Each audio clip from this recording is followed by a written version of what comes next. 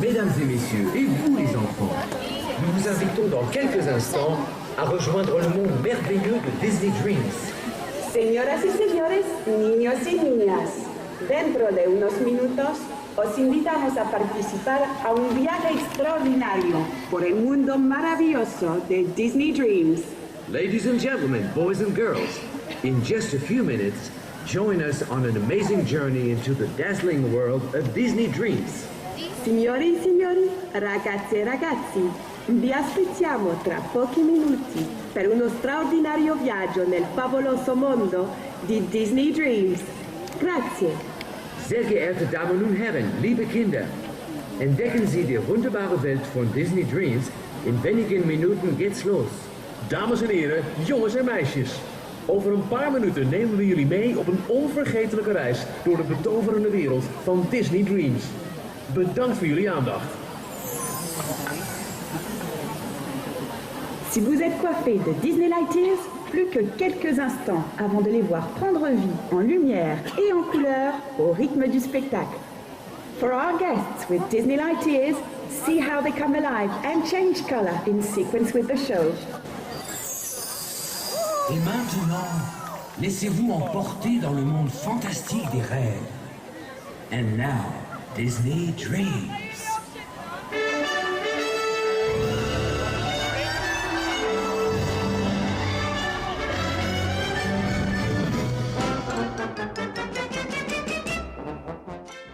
Welcome to episode 7 of the Magical Disneyland Paris podcast, all things magical and Disneyland Paris. I'm Andrew Williamson, and again I'm joined by Simon West. Hello all. I thought you weren't going to say hello then. Oh, well, no, I thought I'd be polite today, introduce myself. As always. Good evening. Each Magical Disneyland Paris podcast will have a different focus, be it an attraction, restaurant or special element from the Disneyland Paris world. This episode we are talking about the nighttime spectacular, which is known as Disney Dreams. With an exclamation mark. Don't forget the exclamation mark. We will also hand over to you, the listener, as usual, and discuss your opinions and views. So, Simon, again, we seem to be leaving this longer and longer each time. I think it's been a month again. Yeah, we're going keeps happening. This one's going to be good though, because we've not really discussed a show before, and although this isn't quite a show, it's a spectacular, as Disney likes to call them. This is, I think, one of the best things that Disneyland Paris has to offer, and of course, it's also one of the newest things. I would definitely agree with that. I think we better start with the history. Now, we normally go back quite a way into the Walt Disney Imagineering vaults, as it were. The history of this spectacular for Disneyland Paris specifically is from 2011. They started testing what was going to be known as Disney Dreams in spring 2011 with some original animations. In late 2011, some of the scenes that were tested were deleted and others were changed. I'll be so amazed if I could actually ever see some of this deleted footage. Now, obviously, the word deleted is there, so it's probably been deleted from history. But if they've kept any backups of scenes that they haven't used, I would be I'd really love to watch some of those. Would be interesting. Be interesting to see whether they actually did start to make any original content in 2011, or whether it was just sort of clips that they found from different pieces that they thought, right, let's try projecting this and just sort of see where we go with it. Correct me if I'm wrong, and I'm just guessing here, but from what I've heard in the past, I don't think it was the first time that Disney had played with projection mapping for Disney Dreams in the world of Disney parks. No, I believe they projected onto a castle before in Florida. I think they had a sort of nighttime show where they'd take pictures that people had taken around the park during the day, and then they'd project them up onto the castle. I think. I don't know. I never saw it. But apparently that's the first time where they tested it. But they'd never done a full-scale show where they'd used projection mapping like this. And obviously, a couple bits of projection mapping on rides. I think maybe in California they'd done projection mapping onto the facade of It's a Small World once. But again, yes, nothing on the scale of Disney Dreams. Also, back to Disneyland Paris, they also, when Tower of Terror was opened, they done some projection mapping, projection anyway, onto the side of Tower of Terror for the opening night of that. So they have been toying with the idea for quite a few years now. Yeah, they did project once onto Phantom Manor in a Halloween special, but that wasn't projection mapping, was it? They'd covered it in a big sheet and then projected onto it like it was an ordinary screen. So not quite the same again, not the fantastic technology that we saw from the opening of Disney Dreams. No, but with all these magical technologies such as projection mapping, it needs to start somewhere, and those kind of events where you've got the big sheets over Phantom Manor and their projection onto there, it's going to start somewhere, and it's obviously it's sprung an idea in someone's mind, and they've seen some technology somewhere else in the industry, and they've started playing with it. Definitely. Now, this is going to be a good podcast for me and you, because any listeners of our previous shows will know that you and I really rather like projection mapping. And every time we've got onto the wonder what's going to happen in the future of this attraction, we've always gone, I think they'll use projection mapping in it. And I mean, really, this show is why we like projection mapping so much, because this show utilises the technology so well. It's shown us what can be done with it, and me and you want to see it everywhere. We do, and some spoilers. The future section that we normally talk about on this podcast will probably include something about projection mapping. No, I'm just more guessing. projection mapping in the show that's already projection mapping. I don't know how we're going to work it out, but we're going to do it. Again, if you'd like to sponsor us, if you're a projection mapping company, then feel free. We're still waiting. I followed some on Twitter, but nobody's followed us back yet. No one's responded? Oh, no, I shame. might have to send some emails. We could drop a few names next time. This is actually Disney Dreams takes into account other features of other showcases and spectaculars around the Walt Disney parks around the world. So we've got the World of Colour. There's also, I can't remember the name. Fantasmic. So they've got, also with an exclamation mark. Yeah, they like them to make it look important. They've got the water screens, the water fountains, the lasers, the lights, the fireworks, and all that goes together. And I think it's the first time when Disney Dreams was released, it was the first time when all of those elements were put together. So all the best bits of the individual shows around the world were put together into this one nighttime spectacular, as Disney like to advertise it as. So moving on, the creation of Disney Dreams, what amazed me, we were discussing this before we pressed record on the podcast, before we started recording this, they were using, in Walt Disney Imagineering in LA, they were using an 8-foot tall model to test the scenes and ideas on. So they scanned it in Paris, that have used precision laser engineering. I think that from one fact I read, it was pixel perfect, so each individual pixel was measured perfectly to the real castle full scale, and then they've created an 8-foot tall scale model to test the scenes and ideas. Now just imagine having access to that and being able to produce anything. Would be fantastic, wouldn't it? I suppose one of the challenges with making Disney Dreams that they would have had is, of course, that the Disneyland park is open 365 days a year. Unless you want to go there in the dead of night and start trying out these things, you're going to need to get a model castle. It's the only way that you could test these ideas, because the castle is sort of in use most of the time. It definitely is, and the view from Disneyland Hotel and a lot of the rooms in that hotel can see the castle. So anything that was going on there would have been released and seen straight away, because there have been tests of the Christmas version. They've been leaked online before on Twitter. So they're going to have to do it. Well, they did do as much as they could possibly to hide it and keep it a secret for as long as possible. Also, during the creation of Disney Dreams, they had to move some trees, because obviously the nice square-looking trees that are outside of Sleeping Beauty's castle, some of those would have created shadows and cast shadows onto the building itself. So having to do a bit of landscaping to make sure they had a picture, clear, perfect canvas. They do also use the little patch of grass where some of those trees were. They also project onto there, particularly during the Brave scene, which probably from this evening is now gone, so that's irrelevant. But nonetheless, they do use that little patch of grass to project onto as well. So they're also sort of clearing a bit of canvas space for themselves, shall we say. They also project onto some of the square trees as well at some points.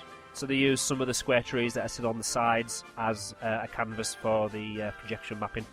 With regards to fireworks, apparently there are 58 firing locations on the castle and 18 behind and by the side of the castle as well. These are some great statistics, the amount of fire launchers and firework rocket things. It's great. Water cannons, big ones those. It's great. It took them over a year and a half to develop it, and the guy who was in charge of it was Stephen Davison. Again, I've been trying to contact him for a few weeks now, and sadly we didn't get any return from him, but we hope to hear from him in the future. Hopefully he'll be able to answer some of our and some of your questions. The fountains that they use in the moat, They're the most versatile fountains that they could have found, apparently. They go up to from 1 metre high to 40 metres high in the sky, which I don't know about you, Simon. It's quite a big distance in the sky to shoot some water. It certainly is. I do believe that's actually taller than Sleeping Beauty's castle. They can fire jets of water higher than the castle, which I don't know if you've ever stood at the base of the castle and looked up. It's quite tall. That's impressive. They also have geyser fountain at the end of each moat, and these also reach the height of Sleeping Beauty Castle when they explode with light and water. It says here to add drama to particular moments in the show. It's great that we can have them there by the Sleeping Beauty Castle, but not by Phantom Manor where the geyser field is. Exactly. Sorry, just a little stab there, I'm sorry. And couldn't help myself. I heard on Twitter recently, read on Twitter recently, that they basically won't be fixing those because they passed the sell-by date completely. Ugh. Now, again, it kind of shows... Anyway, we've digressed again. We have, Whoops. but I'm going to stay that way. But if we can get these fountains to shoot 40 metres high, and this is brand new technology, like you say, why can't they just go to the manufacturer and say, look, we want some more of these bad boys. We're going to put them in at Phantom Manor. But anyway, there's actually 4 different categories of fountain that they use. So we've got the normal fountains, or the moat fountains. We've got the geyser fountains. There's ones called water whip fountains. Now these are the ones. Exciting, doesn't it? Water whip. Yeah, they're described as the star ballerinas, are the most elegant and graceful featured in Disney Dreams. They perform. Yeah, so these are the ones that sort of have jets of water and they sort of move across the castle and they swing from left side to right. to side. Yeah, they go up to about 100 feet. It says in a vertical pattern. See, I think they should sort of turn them around and then every now and again just spray the audience with them, just for fun. On a summer's night, it's warm, just splash, there it is. That would actually... In the Hakuna Matata scene. That links in very well with something I'm going to mention later on, so try and remind me. Sorry, spoilers. Whoops. No, it's good, it's good. Well, I wasn't going to mention that, but it does link in with something at the front of the crowd. The Water whip, let me note that down. Chaser fountains. These fast-acting fountains surround the geysers and accent the crescendos throughout the show. So yeah, 4 types of fountain. We've also got lasers. These are the most powerful, latest lasers they could find, apparently, to add an extra touch. Sometimes, my opinion is that, I don't know, lasers don't really work well with water, fireworks, and the projection mapping.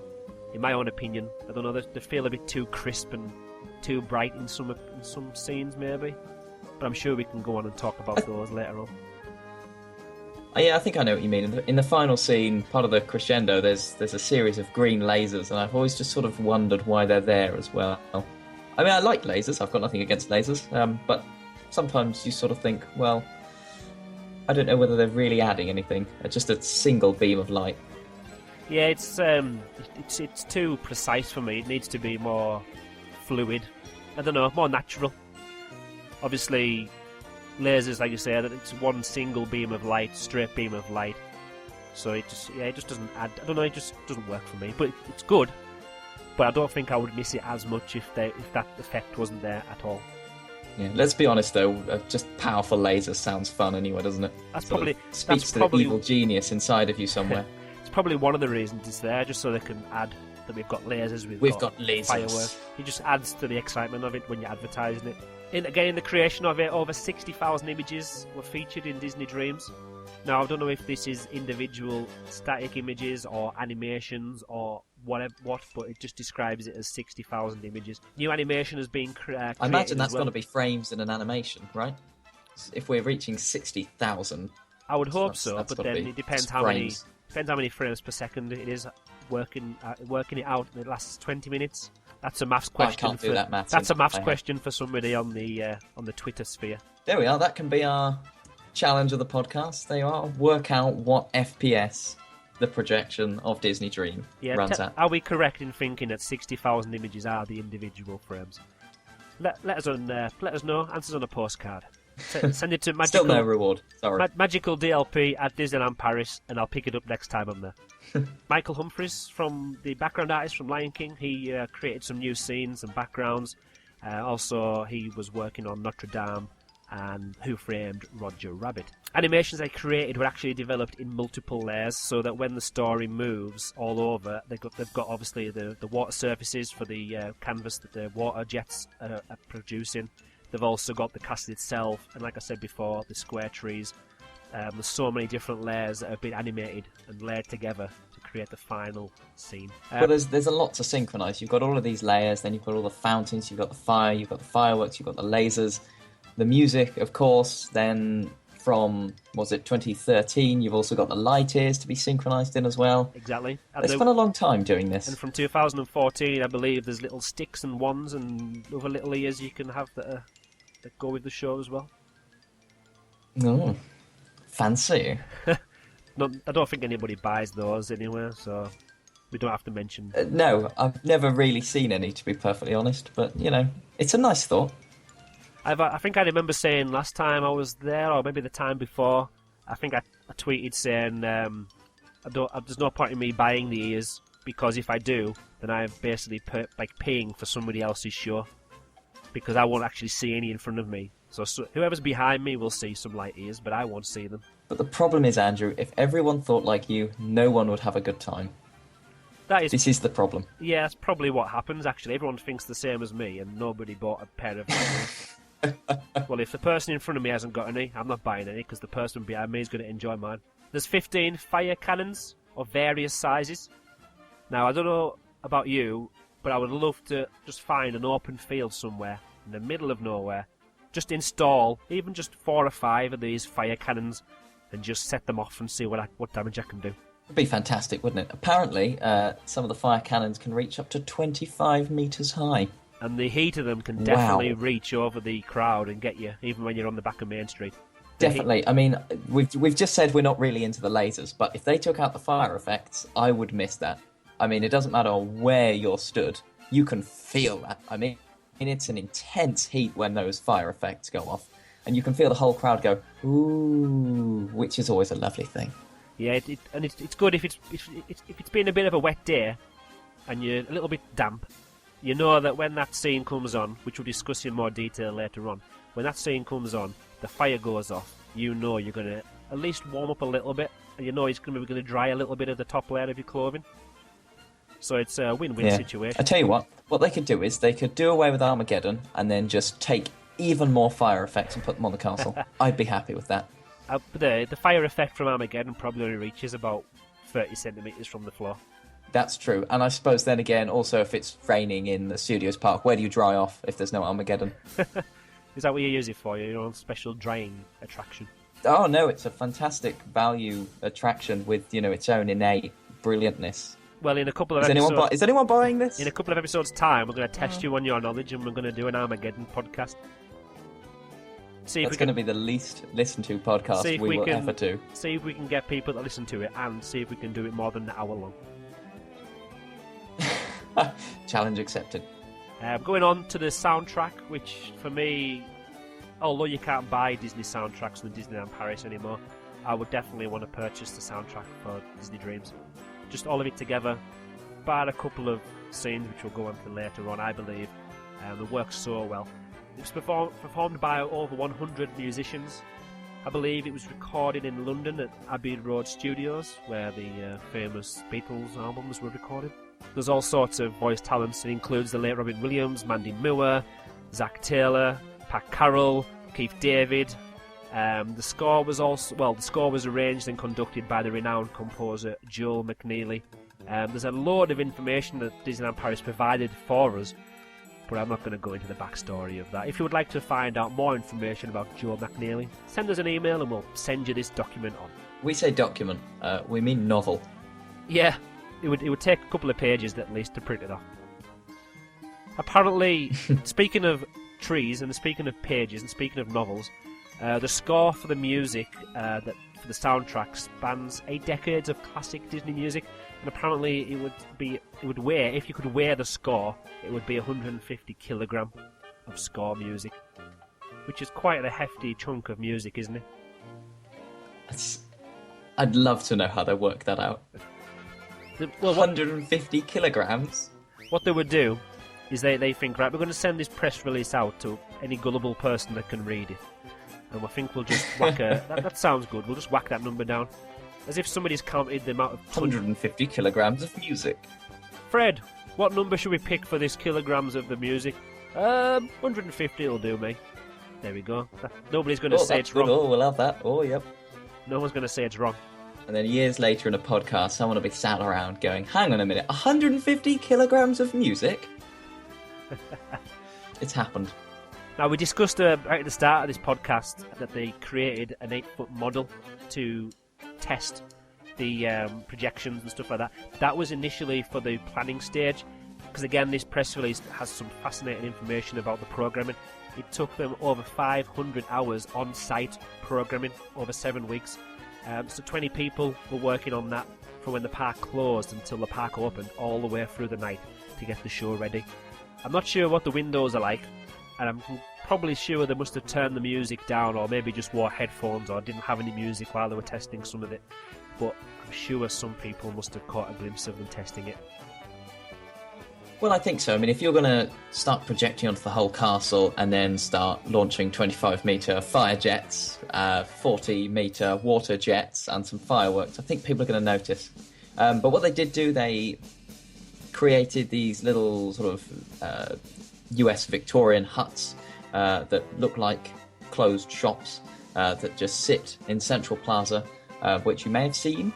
And they open them up at night time and they use them as control booths to plan the show. So there have been some of those up in Central Plaza very recently, because they've been working on the Frozen adaptations to Disney Dreams. So if you look around Central Plaza at the right times, you might see those. Now, we've covered most of the creation of it now, and if anything, we probably haven't mentioned projection mapping enough at the moment. So we'll probably discuss that in our next section, where we're going to look at the original version of the 2012 20th anniversary edition of Disney Dreams, Nighttime Spectacular. So I think what we'll do is we'll just quickly, because we want to spend most of our time discussing the current version, up until about an hour's time as we record this, it is the current version anyway. We're going to just quickly go through some of the scenes one by one, just mention them very briefly, because we're going to go into them in detail, apart from a couple which obviously have been removed, so we'll then speak about those separately. So to start off with, on the 2012 version, similar to what we've got now, we start off with the second star to the right. We then goes into Peter Pan and Wendy discussing something in French, then in English on the water screens, unless things go wrong. With the wind and stuff like that, then they'll cut the water screens off and they actually project it onto the castle, which does affect the quality of it. I've seen a couple of videos on YouTube. It's not as good, but in some ways, in a positive note, because of the water screens themselves, it's sometimes hard to actually make out some of the action that's happening on there. So I can imagine there's pluses and minuses for the water not being used. Peter Pan then chases his shadow. There's a bit of a backstory into what's happening. The shadow goes all the way around. And then the first scene we go into, the first real scene, is Beauty and the Beast, which is Be Our Guest. That's spoken in French. The next scene is a very brief scene, I believe, just to kind of get Ratatouille in there, because it was opening up in the park the next year. They've got Ratatouille. Yeah, I couldn't quite understand why Ratatouille comes in and just sort of pops the bubble and then leaves again. Yeah, I don't know. Not much happens, but again, it's in French. It's nice to see Remy and a mousetrap, but I don't know. Yeah, if they were going to include it, and if they were thinking ahead to advertising for the Ratatouille attraction, then surely they could have picked a song from there, or even just added a little bit more to the story. Moving on. Well, I mean, there isn't really songs from Ratatouille, though, is there? Well, there is, but they're very slow in French. I was watching That's it today. True. Actually. I mean, the French would hate that, wouldn't they? No, no, no, no, no, no, no, no, no. That's one of the There's songs. a bit of accordion going on. Now, if we pre-warned me, I've got an accordion downstairs. I could have tried to play it. Oh, that would have been a brilliant podcast episode. Oh, that's a great idea for a future episode. We'll just play random... Oh, no, I didn't mean it. Do you know what I'm going to say? Do you know what I'm going to say? Oh, dear. I'm going to say we can either hum out different songs from different attractions in the park, or we can play them on a piano or an accordion, and people have to tweet in. Oh, no, but that wouldn't really work. It's not live. We could do a Periscope. It's not live. Live Periscope. We could get some Periscope action, or we could do a live broadcast on YouTube. Anyway, completely off topic. Aladdin's next. Friend Like Me in English. Then we go to Hunchback of Notre Dame. As we'll find out later on, it's probably my favourite scene. I don't know why, but I will talk about it later. With Out There, again in French. Mary Poppins, one of the ones that's been removed from the current Dreams, is in English, and that's Step in Time. We've also got Jungle Book, which has also been removed, which is in English, and it's I Want to Be Like You. Moving on to Tangled, I See the Light. I keep putting the language in here, but it's English again, so the English is starting to outweigh the French language. The Princess and the Frog, Dr. Facilier. Friends on the Other Side is in English. Then it goes on to Captain Hook and TikTok Croc, do a little bit of French talking. The Tentacles of Ursula from The Little Mermaid do some sweeping around and do some action on there. We have a fiery blast from the Dragon of Maleficent from Sleeping Beauty. And then I've described it as the end bit. The end bit, yeah. Well, it's a finale, it's a crescendo. Or it's, just the end bit. I'll go with the end bit. It's easier to write, isn't it? None of this marketing talk. Like we were saying there's only 2 scenes that have been removed or replaced, and that is the Mary Poppins one, which, watching it again today, I actually really enjoy it. Now, you said you didn't like all of it. Can you explain why you said that? Well, I hadn't seen this until we started researching this podcast, and the interesting thing is that those two they were coupled together in a sort of nice little group because there was a pause before and after them. That's why they changed those two, because it's so easy to swap them out, and I think we're going to see that little sequence again swapped out with the change for Frozen. So we have Mary Poppins, and then that rolls into Jungle Book. Mary Poppins is quite I thought it was okay. It's Step in Time. You see all the chimney sweeps come out and dance on the castle, and then sort of the castle turns into a nice pattern that flies around. And then we get the Jungle Book scene, which is the waterfall scene that we see in Hakuna Matata in the current edition.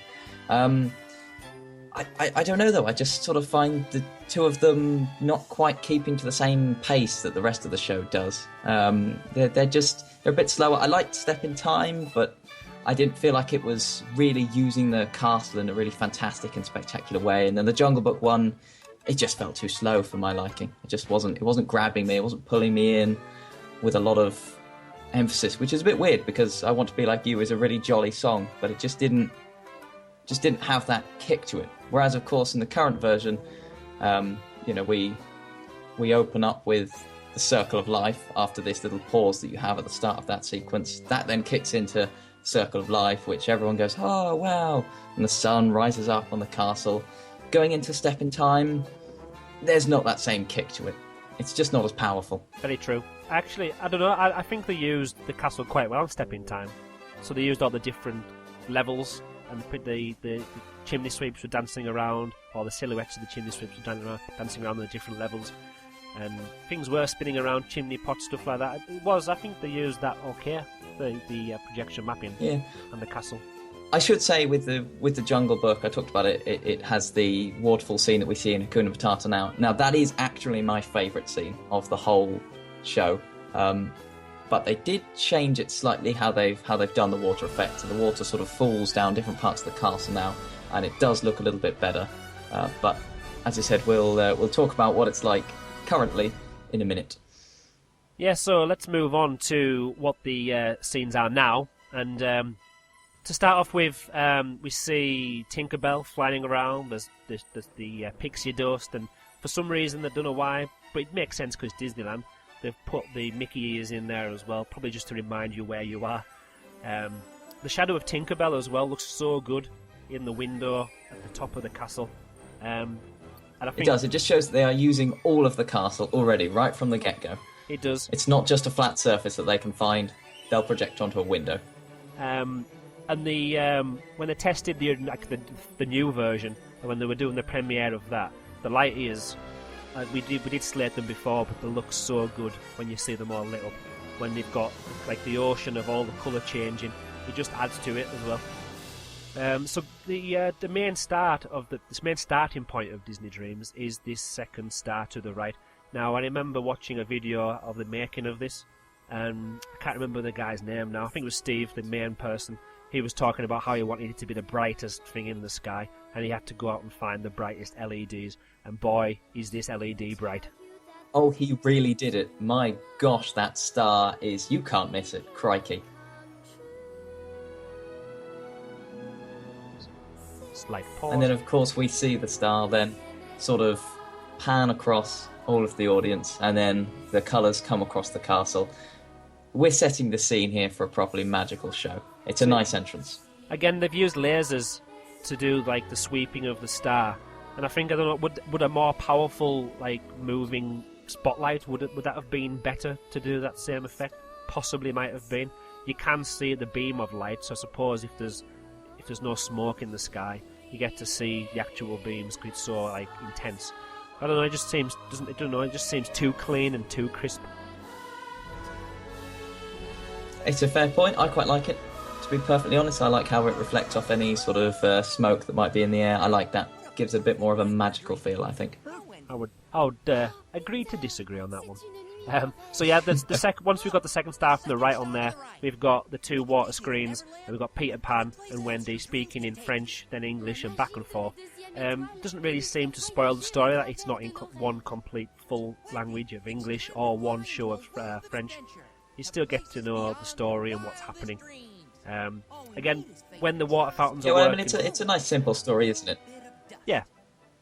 When the water screens are working fine, the first time I've seen water fountains used in such a way, you can see all the animations and they work so well, and it's a very good idea of creating more space and more canvas to work from, isn't it?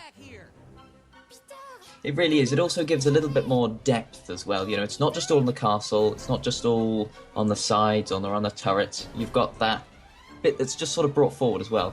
The other thing that's great about projecting onto water is that you get the sort of ripples in it. You know, it's not a clean projection. I don't know, just looks a little bit more exciting.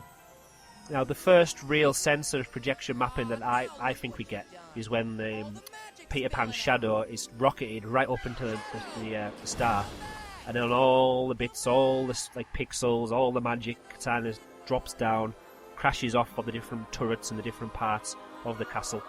And then that's when you kind of think, wow, this is real projection mapping stuff. Yeah, you certainly do. It's good. It's nice to see it sort of all bouncing off the sides, as you said, of the turrets and of the different bits of roofs. That's projection mapping at its best. Now, my wife's favourite scene is actually right at the start of this Disney Dream Show. She absolutely adores Beauty and the Beast, so much so we've got it twice on Blu-ray. One because we bought it in normal Blu-ray, and then we bought it in 3D as well. We've actually got it on DVD somewhere, possibly, and video. That's how much she likes it. But yeah, Be Our Guest. Again, if in French it still works, because it's the same rhythm, the same music. It just seems to work, and if anything, I'd actually start singing it in French now when I listen to it. So this is where it does sound fantastic in French, doesn't it? It does. It's where we start to see as well the fountains spraying around, the whipping of the fountains as well. Bubbles, Mrs. Potts we see them flying sort of around. dancing from the left to the right, bubbles. Yeah, but if focusing on just projection mapping, they're not really doing much at the moment. So we've just got the dresses and the mops or whatever they are, and we've got Lumiere dancing around. But at the moment, they're just using it as a kind of flat surface, aren't they? Yeah, it's not really mapping. It's projection, definitely, but it's not quite mapping. Until we get to a point where, as you can tell, we are watching this as we're going along. When the cake or it is supposed to be a cake. When they start piling up the cake onto the castle, that's where you can see the individual turrets. And they've just emphasised and changed the colours of them. You've got the bottom base of the castle rotating. You've got the turrets rotating. Then obviously all the fireworks are sparkling up there and castle wheels. It just makes it feel like the castle's alive. Definitely. These are my favourite bits, where we see the castle metamorphosized into something that it's not. And I mean, imagine having a cake that's the size of the Sleeping Beauty castle. That's everybody's dream. It has been a cake before, hasn't it? It has. It looked a bit tacky, but, you know, they tried it. Was that the 5th anniversary? Something like that? I think it was the 5th or the 10th, I can't remember 5th, 10th, one of them. Yeah, then once we've done Beauty and the Beast, it goes on to the really brief Ratatouille scene. There's not much again. It's not really projection mapping, it's more just projected onto the castle. So we've got Remy sniffing around, bursting bubbles. That's basically all we can say for that one. Yeah, he talks. Not that I know what he's saying, because I don't speak French, but it happens. He's probably just saying, I'm going to burst this bubble now. go and see my ride. They can't. It's not open yet. If you're viewing it Oh, in that's a good point. 2012. I'd forgotten that. Go and see my ride in a year. Now, another scene where I really actually enjoy the projection mapping and I love everything about it is the Aladdin Friend Like Me with the genie.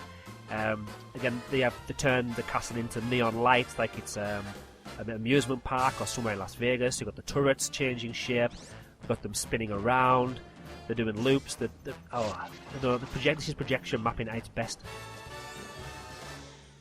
It really is, yeah. And then also, just simple things like just changing the colour of everything on the castle. Changing the way that, the different stones look on it and everything. Changing the material that it looks like it's made of. Just small things that suddenly change the castle that you've seen so many times over the day, and then suddenly it's something new. Now, this, so it's hard to describe it again. Like we've done the same thing for It's a Small World last time. But again, this is a really good part where the rockets, they're lighting up the fireworks, and the fireworks are shooting up, and seamlessly from the projection mapping side straight into real life fireworks. You can't tell the difference. So you go from projection mapped fireworks shooting off the top of the castle, and a fireworks bounce out as if it was the actual explosion from the firework. And that's fireworks and projection mapping working at its best together. Now, here's a question for you. At the end of the scene with the genie, we then get the nice little sort of slower, pausey bit where we get a nice sort of gag from Robin Williams. Do you like that? Do you like it where it slows down like this, where you get a sort of a moment of humour? Or do you think that's sort of getting in the way of a bit more of a powerful, spectacular show? Personally, I think it gets in the way. Now, if I break down every scene completely individually and forget about how it links to the story and links to each other, I don't think I could fault any of the scenes really, but like musical scenes. But like you say, when it slows down and it goes into a magic carpet ride, it slowly goes into this. Yeah, I think as a whole, I don't think they work. Now, I mentioned before that the Hunchback of Notre Dame was my favourite scene. Now, before I'd seen Disney Dreams, I'd never watched the Hunchback of Notre Dame. I've heard the song before, but it's just when he's like swinging off the different turrets and different parts of the castles, and I don't know, just the music and the way the fireworks like spread out behind the castle when he's reaching the notes and stuff like that. I don't know, it just sends a shiver down my spine. And it's like... It does, it's a really... Go ahead. Sorry, it's really simple, but it's just like he's actually really there. Whereas the other ones, you can kind of say, right, it's really busy, and it's really interesting, it looks realistic, but this, for some reason, I don't know, it just looks really realistic to me.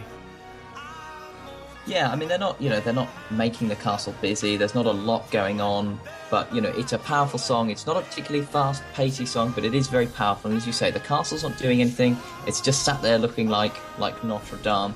You've got big fireworks going off in the background, but that's it. It's a slower scene, but it's still incredibly powerful. Yeah, and for me, that, like I say, that is my favourite scene, even though I'm not really a fan of the Hunchback of Notre Dame film. It's just like I say, it all works together, and the power, even though it is slow, like you say, the power of it works really well. Now, this is the new it's scene. It's still capturing you. It is, definitely.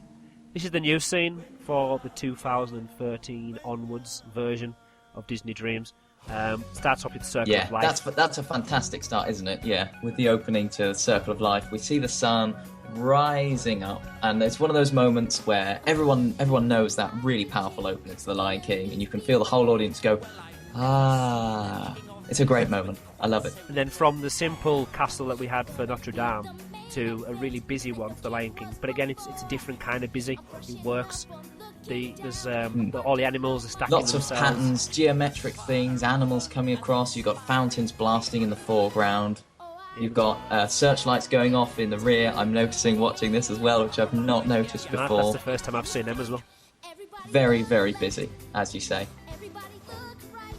And they've used perspective to make it look like the castle's, well, there's like a walkway of animals, so it's not just the flat surface of the castle. They're not even using the actual turrets or making it, like emphasising the shapes of those. They're just making it look like it's a 3D image or picture coming towards you. Again, quite simple. But I like this bit when they start stacking up the animals and they keep going up and up and up like you see in the film. And then you, all of a sudden you see Peter Pan's shadow instead of Simba. Yeah, of course, they've got to have that continuity of Peter Pan's shadow. And then at the end of Circle of Life, we then go into what is, as I've said earlier, my favourite scene, Hakuna Matata. I love the song, but more importantly, I love what they do with the castle here. They turn the whole thing into this absolutely gorgeous waterfall. And this, for me, I think, is a real highlight of projection mapping, because you've got all the turrets brimming with water, overflowing with water, and then as the scene comes to the end, this is perhaps actually my favourite bit. It's not just the water disappears, but the water drains down from the top, and it all finishes draining down. You see every last drop drip over a turret or a rooftop, something like that. It's just so well done. It's like you could follow the start of follow the water from the top of the roof of the castle and follow it all the way down to the bottom. You could follow it all the way down.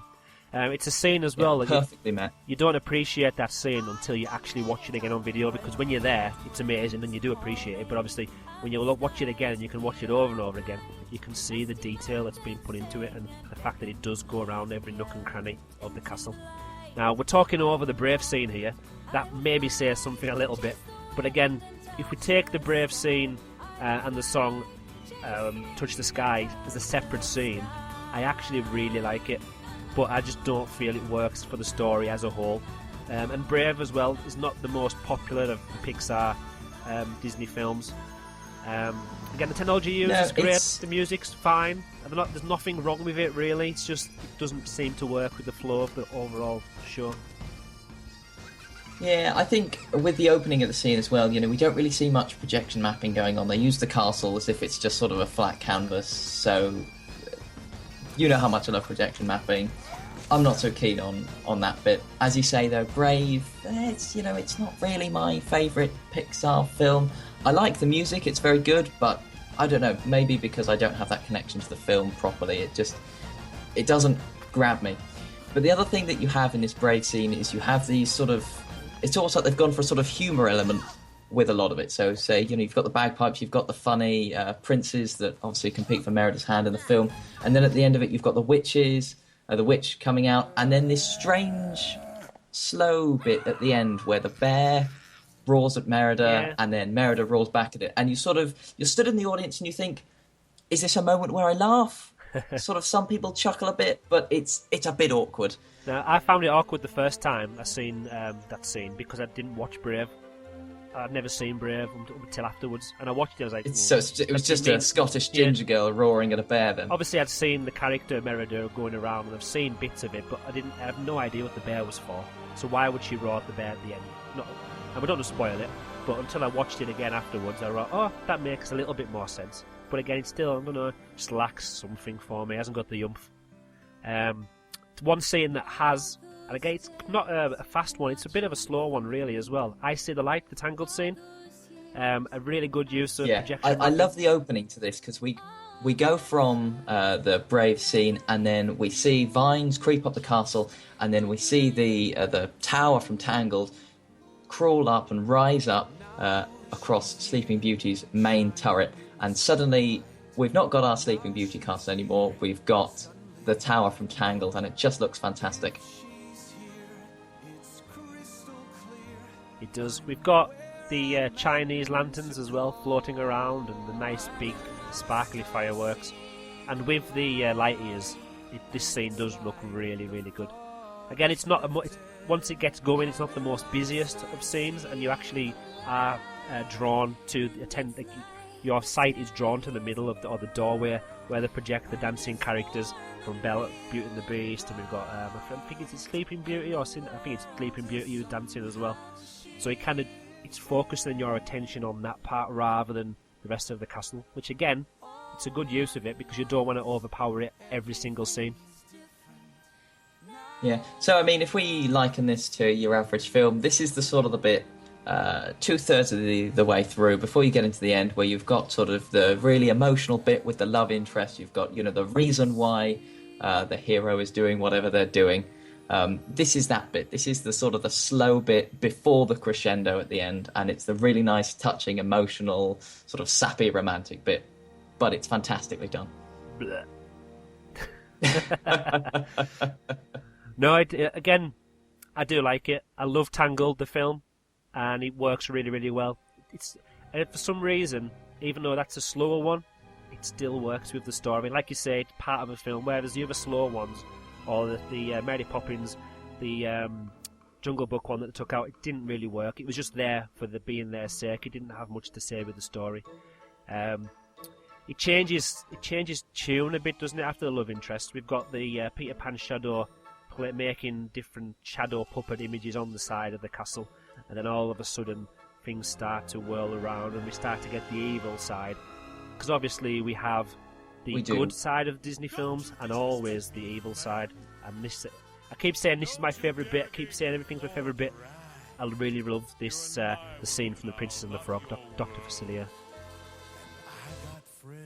It is fantastic, and we get all these colours change. We've not got these bright fireworks in the background anymore. We've just got these dark colours, these deep purples, these reds, these greens, creeping onto the castle, and suddenly it's a lot more mysterious. The tone has changed considerably, and then of course the fantastic steampunk cogs that the castle is transformed into. Brilliant! It's got such a different feel to it. The eyes on the water screens as well are so good. Just the fact that like they're looking at you and it's like they're actually floating out over the castle and into your face. But the most impressive part we've already mentioned is the actual fire, the fire cannons where it shoots up the fire into the air and burns your eyebrows off. I don't know, it just feels evil. It feels like you're in some kind of evil underworld just when the fires are going off. And I like the fact as well, like any show, you don't show everything that you've got in the first scene. So what you've done is they've got the fireworks, got the lasers, it slowly builds up, then it gets to this scene and they just chuck all the fire at you. And you're like, wow, I didn't expect that to happen.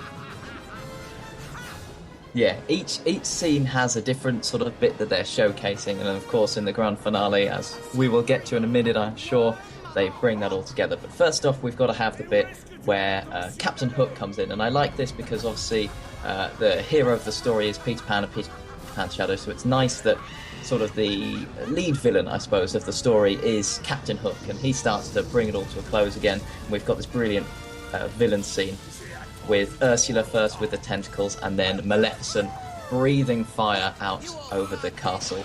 Of course, over the Tanya du Dragon, where Maleficent the dragon is sleeping. I didn't think you spoke French. No, I tried it then. Thought I'd see what happened. Sounded quite good to me. Oh, shucks you. So yeah, then everything kind of, once all the evil's been dispersed, it all kind of sucks back up into the star. And then an almighty explosion happens. We've got fireworks, we've got sparkles, we've got water. Everything just kind of goes off. If you've got a weak heart, that's the moment where you'll jump and think, oh dear me. That's one of the big parts towards the end. Then it kind of wraps up the story where we've got Peter Pan, Wendy, telling us a little bit more about what happens at the end of the story. First time I've noticed... And now everyone can fly. Yeah, that's what it is. First time I've noticed, though, I can actually see the projectors at the foot of the castle project. So the water screens are rear projected.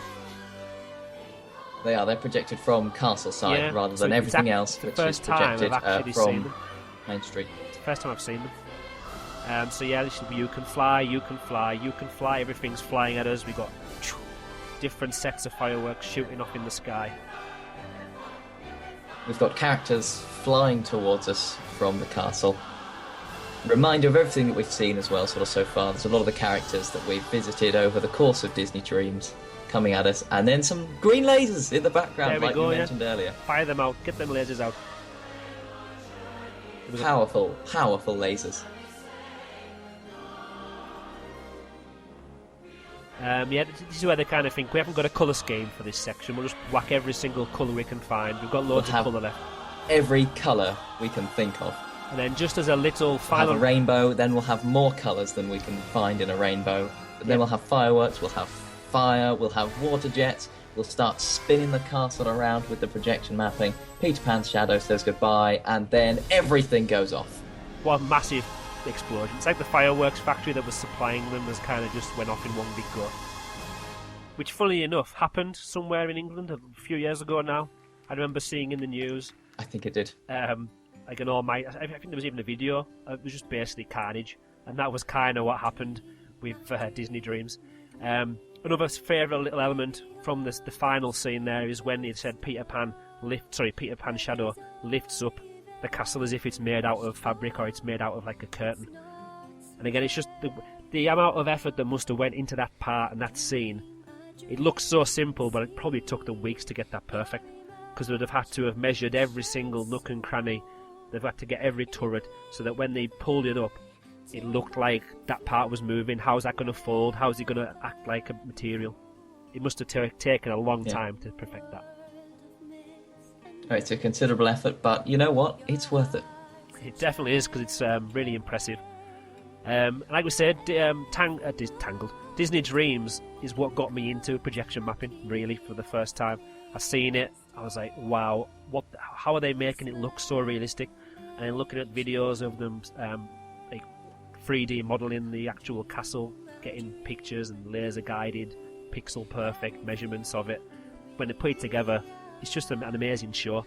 And if anybody hasn't seen Disney Dreams before, because if you go in the summer months when it's on during the summer season, it's normally on about 10:30, 11 o'clock by the time you actually get to watch it. So if you've got any small children and you have missed it, you need to definitely see this show. It's one that you can't miss. Yeah, I mean, I can remember when I was there in 2013. I never managed to catch the 2012 edition, but I was there with my family. We've been to theme parks across Europe. We've been to the 2 Disney parks, the 2 Disney resorts in America as well. We're used to all the Disney spectaculars that they put on, but I can remember walking around the park. I remember going into Disneyland Park on the day that we arrived, and there's all these things up about Disney Dreams, and we thought, well, what are they going on about here? We've seen fireworks shows, we've seen Fantasmic and all the other ones. What's going to be really different about this one? But of course, Disney Dreams is one of those things that actually, it's only when you see that first scene, you see it all come together, that you realise quite how much of a special spectacular it really is. This isn't just some projection show. This isn't just some fireworks show. This isn't just a musical that's going on in Main Street. This is all of it rolled into one in the most perfect package that you can imagine. And what a way to end a day as well. How fantastic. Oh, it's definitely a feel-good show. When it does finish, you're actually sad that it has finished, because you think, oh, I'm on such a high now, what can I do? Then you've got to walk. It does. It's a 20-minute show, and yet it really doesn't feel like it. It flies by in 5 minutes, and you are definitely left wanting more. Before, of course, you then have to fight your way down Main Street with thousands of other people who have also watched Disney Dreams. I've already mentioned that if it's windy out there, the Peter Pan and Wendy speaking on the bits on the side on the water screens, they're actually projected on the castle. Also, we mentioned about the flames. Currently, I think it was only last week or so, I read on Twitter that somebody had actually witnessed Disney Dreams without the flames going off. Now, for me, obviously it still would be spectacular, but if there was no flames for the Princess and the Frog scene, then that would totally spoil it for me. It just wouldn't feel the same. It wouldn't be quite the same. It would be, I suppose it would be a bit like going on Big Thunder Mountain, but then you're going up the first chain lift hill and you can't hear anything. It's just like silent in that first cave. There'd be something missing that makes it really special. I suppose because we've seen it many times on video and in the flesh as well, and we know it's been there. Obviously, when you take something so big out, it does affect it. But if it's your first time viewing it and you weren't expecting it anyway, if you don't know, you don't know any different. And I mean, the other thing about the flames also, it's not the visual it's not that they glow brightly or whatever. It's the warmth. It's the actual feeling of them. So I mean, you could watch it as many times as you like and think maybe, oh well, you don't need these flames. But actually, you need to be stood there in Central Plaza, down Main Street, and then feel that really hot heat hit everyone in the audience. That's why the flame effects are so important. Selfie sticks are something that keep popping up in Disney Park Twitter feeds at the moment. I have started to notice on my last visit in March there were quite a few selfie sticks, people holding them in the air trying to get good shots over people's shoulders, and also people taking selfies of themselves watching Disney Dreams. I have been known... But if you're taking a selfie of yourself watching Disney Dreams, then you have to be facing away from the castle to do that. Yeah, In which case, you're not watching Disney Dreams. but for some people, getting the perfect selfie is better than actually what you're supposed to be there for in the first place. I don't understand these say people. people Just to give this a little bit of background, in the past month since we did the last podcast, Walt Disney World has started putting up in their parks signs that say no selfie sticks. Certainly that's on attractions like Thunder Mountain, Space Mountain. I don't know whether that extends to shows as well, I'm not sure. But definitely there is a movement to try and get rid of selfie sticks because they're just so annoying. The other thing is people recording on iPads. A phone I can sort of deal with. I mean, granted, they're getting 6-inch now, but, you know, an iPad, what? 9-inch? They're huge. They're crazy. You know, they just... Well, if you hold up an iPad, you're going to be blocking at least 3 people's views behind you. Oh, definitely. Now, I'm not guilty of using an iPad, but I have filmed some of the scenes before. Because I like photography, I like video, and obviously collecting stuff for the Magical DLP website, I had to go. But then I thought, wait a minute, I'm looking at the show through a lens or through the screen. There's no point in me actually being here, because I could download this video 100 times on YouTube, probably in better quality, better sound, and I just kind of thought, what's the point? And so it stopped me now. Even when I was there in March, we watched Disney Dreams, didn't have my camera out once. Even on some, actually, I didn't take many pictures at all, because I was only there for a couple of days, and it kind of, I had a better trip because of it, because I seem to live my life through a screen. Now, if I'm there for a purpose and I need to take a camera, then that's a different matter. But for this, I would definitely recommend put your phones away, shut those selfie sticks down and chuck them over a fence somewhere because you don't want them anymore. Don't use them when you're watching Disney Dreams. Even if you don't care about anybody else and you're being selfish, you will enjoy the show a lot better. There we are, selfish sticks, that's what they are. Selfish sticks? Ooh. Oh yeah. Hashtag selfish stick. Let's get this trending. That's Come on, gonna be everyone. trending. Whole Disneyland Paris fan community, hashtag selfish sticks. Bang. They could actually also be known as cigarettes as well. Selfish sticks. Because we hate those in queues, don't we? And Oh, they're a pain. I haven't came across it as much at Disney Dreams. I don't know why. Maybe it's because people are so close together they don't feel confident enough to smoke. And probably people it would be a have. bit much to light up when you've got that many people. While we're on that, actually, do you have any top tips of where to stand for watching Disney Dreams? I've been quite boring. I know some people say like if you stand on the side, which side is it? Near the castle stage, or the Discoveryland side. If you stand that side, people say it's a good view. Other people say it's on the side near Frontierland. I've seen some videos of it from like the actual side, right from the in Fantasyland. But I always stand in Central Plaza, and it's always against a railing. A couple of times I've stood near the actual show building as well, which is handily decorated as some kind of garden maintenance building. And normally, in the past few times, I've stood there so that I've got a perfect view of the castle. Nobody can stand behind me, so if I want to, I can kind of kneel up or kind of push myself up on the railings. What about you? Where have you been when you viewed it?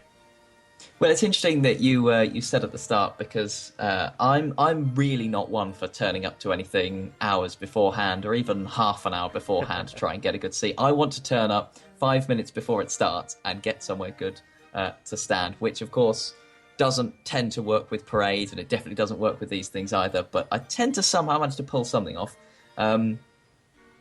My favourite side for that is Discoveryland side. It's quite open where you go around that side. A lot of people stand around sort of the Plaza Garden area, but if you go sort of further over to the right, I think a bit more towards Discoveryland. I know I've heard people talking about going near the castle stage as well. Yeah, that's a good area. Don't be put off by the fact that you're sort of looking at it from the side a little bit. It's projection mapped so well, you won't notice anything different. It looks fantastic. You don't feel like you're looking at it from the side at all. Well, that's brilliant. The thing, yeah. It's wrapped around the castle, isn't it? And there's the projectors from both sides of Main Street, from the top of the buildings.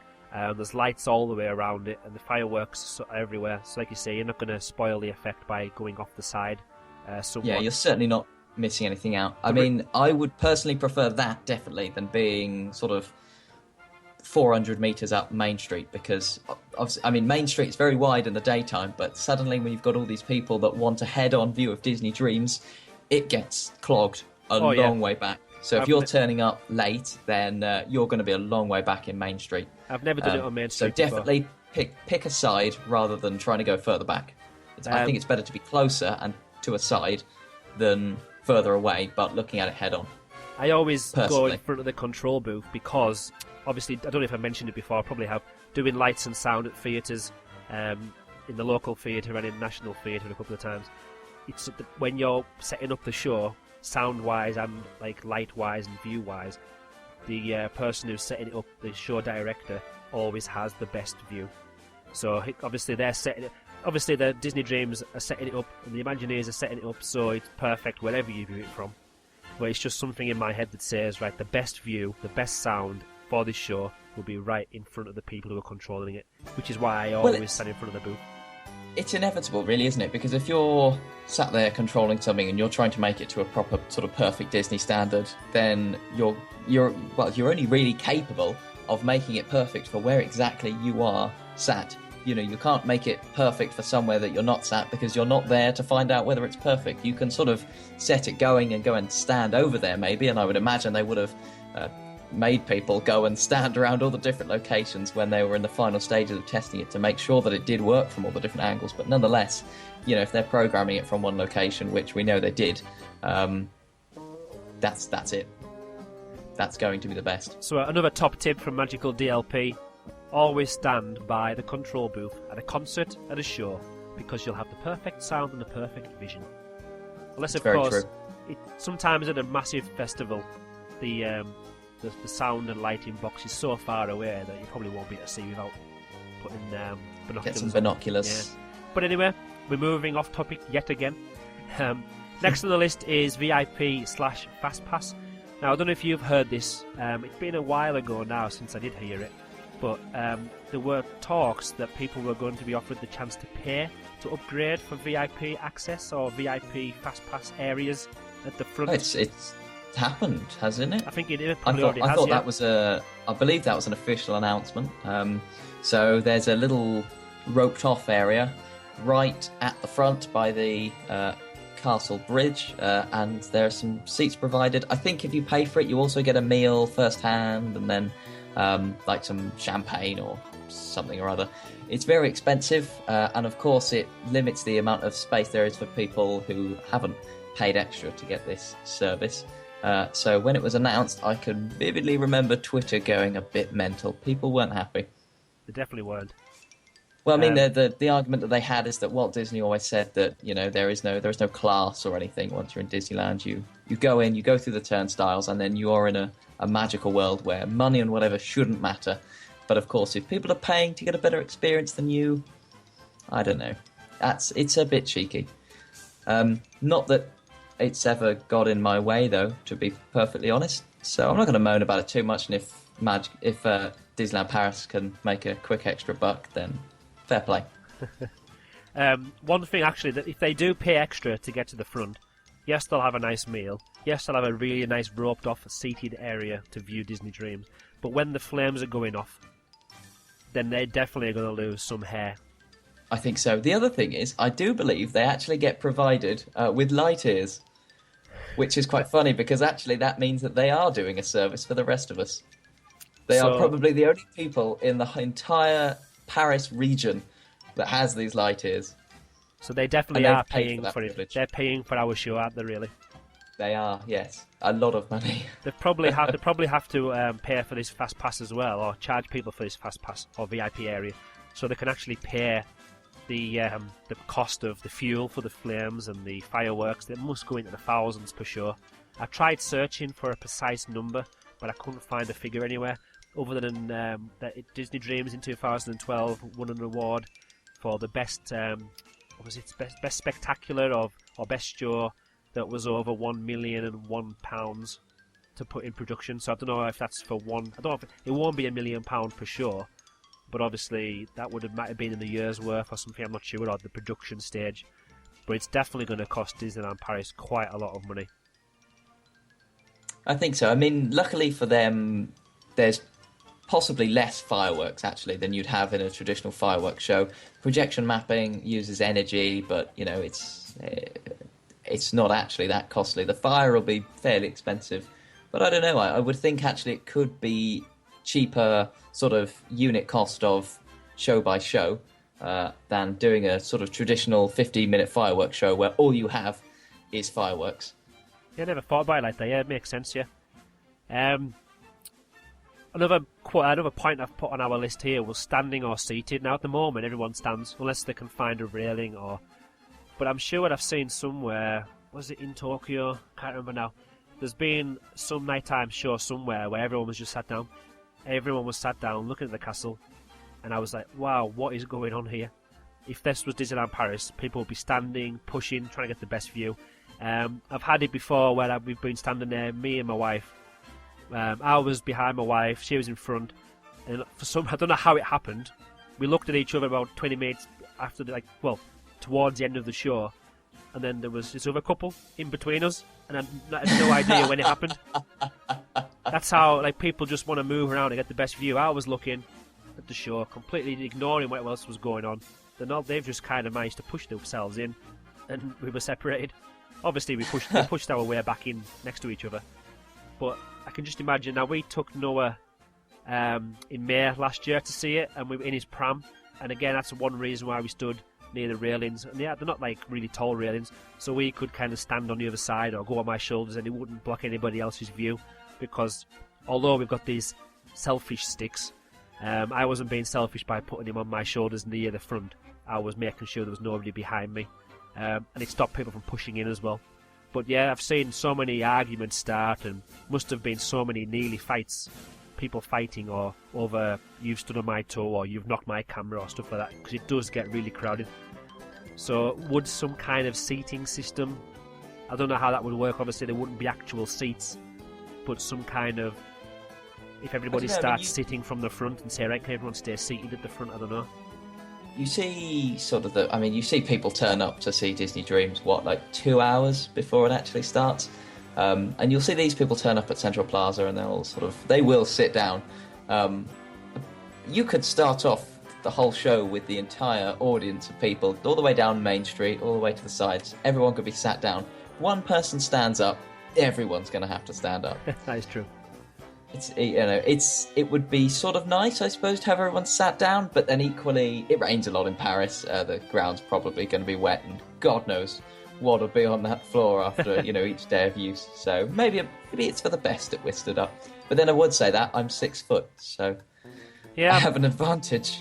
Well, I'm 5'11". Depends who's asking me. If the doctor's asking me, it's 5'11". If anyone else asks me, I'll say 6 foot. So we could, if we stand up, it's fine. I can see over everybody's head. The last highlighted bit I wanted to mention was the crush on the way out. Once Disney Dreams is finished and they're playing the nice soothing music, there's always a crush. Now, when you've been, do you want to get out first to try and rush past it and avoid the crush that way? Or do you go out slowly and dawdle along, just stand around and wait for the people who are, for some reason, everybody just seems to move all at once? Oh no, I'm definitely one of the latter. As I said, I don't like being down Main Street if I'm going to watch it. I want to be up by the castle, off at one of the sides. As I said, Discoveryland side. So generally I'll sort of think, maybe I can make my way for Discovery Arcade, which of course those two arcades on either side of Main Street, they exist for this very purpose, not specifically for Disney Dreams, but they are there for guest flow at times when Main Street is busy. But no, I'd much prefer to just sort of mill around a bit, because as you say, it finishes and then everyone goes, right, let's leg it out of the park. So you wait 15 minutes, things calm down a little bit, and then also all the people that are pushing and in a hurry, they've gone. So you've just got to a lot of people are still there, but they're all the people that are just sort of going to dawdle their way out. So I prefer to stand and wait, because from that end of the park, you're never going to make it out quickly anyway. If you do, you're in there till midnight. Just deal with it. If you do want to make it out quickly, though, like you say, the arcades, Liberty Arcade, Discovery Arcade, surprisingly, they're still busier than normal, but you can actually walk and you have space, and you're not kind of picked up with the crowd and just moved on automatically. So it's still surprising how many people still don't really know about the arcades. Because I've heard people talking before, or when I've talked to students, and I've said, did you go down the arcades? And they didn't even know it existed. No, I mean they're a fantastic thing. Discovery Arcade's one of my favourite places in the entire park. I absolutely adore it. But yes, they're quite handy when you're trying to get out and avoid Main Street. Now, that works in the daytime as well if there's a parade does, or something yeah. going on. That's if you can get past the people blocking the entrances. They probably don't even know what they're blocking. No. Like if it's in the springtime when Minnie Mouse is down in the corner before you go down Main Street, she's in the corner there near her house posing for photographs. The queue comes around out of there and blocks the whole of Liberty Arcade entrance. And you've got cast members trying to usher people around, and you've got people, they're probably looking and thinking, well, there's nothing down there, and then we're saying, no, there is, I'm going to walk down there. So yeah, there's certain parts where they should maybe manage them a little bit better, but that's nothing to do with One of Disney these Dream. days, Disneyland Paris will work out that these meet and greets are really popular and that they need to work out a better way of doing it. Or they just need to set somewhere up with a massive queuing system the size of Thunder Mountain. It's they've just got to bite the bullet and do it. I wouldn't want to queue in that system, I tell you. It's got to happen though. Yeah. One of these days. There is also a Christmas version of Disney Dreams. Now, I've never been at Christmas before, although my wife tells me that tomorrow afternoon we are booking a trip just a few days before Christmas for this year, if there's any space left. Aww. So Congratulations. Oh, thank you. Congratulations on my possible Disney trip. So we'll probably be experiencing Disney Dreams of Christmas there. So being selfish, I don't really want to talk about it too much. Now, I know the original or the first Disney Dreams of Christmas in 2013 is slightly different than the one that they had in 2014. From most tweets and most people's opinions I've read, they liked the first one a lot more than they did the second one. The second one was mainly just completely frozen, and then a few other little bits that were recycled from the original one. Have you seen anything or heard much about Disney Dreams of Christmas, Simon? Well, I've not been to Disneyland Paris for Christmas since I was really, really young, so there was definitely no Disney Dreams back then. But I did take the time to watch a Disney Dreams of Christmas. I don't know which one it would have been. I didn't realise there was multiple of them.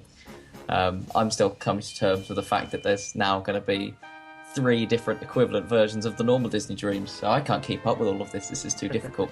I don't know whether it's just because it's May when we're recording this and I'm not really in the Christmas spirit, but I personally didn't feel that it had that same...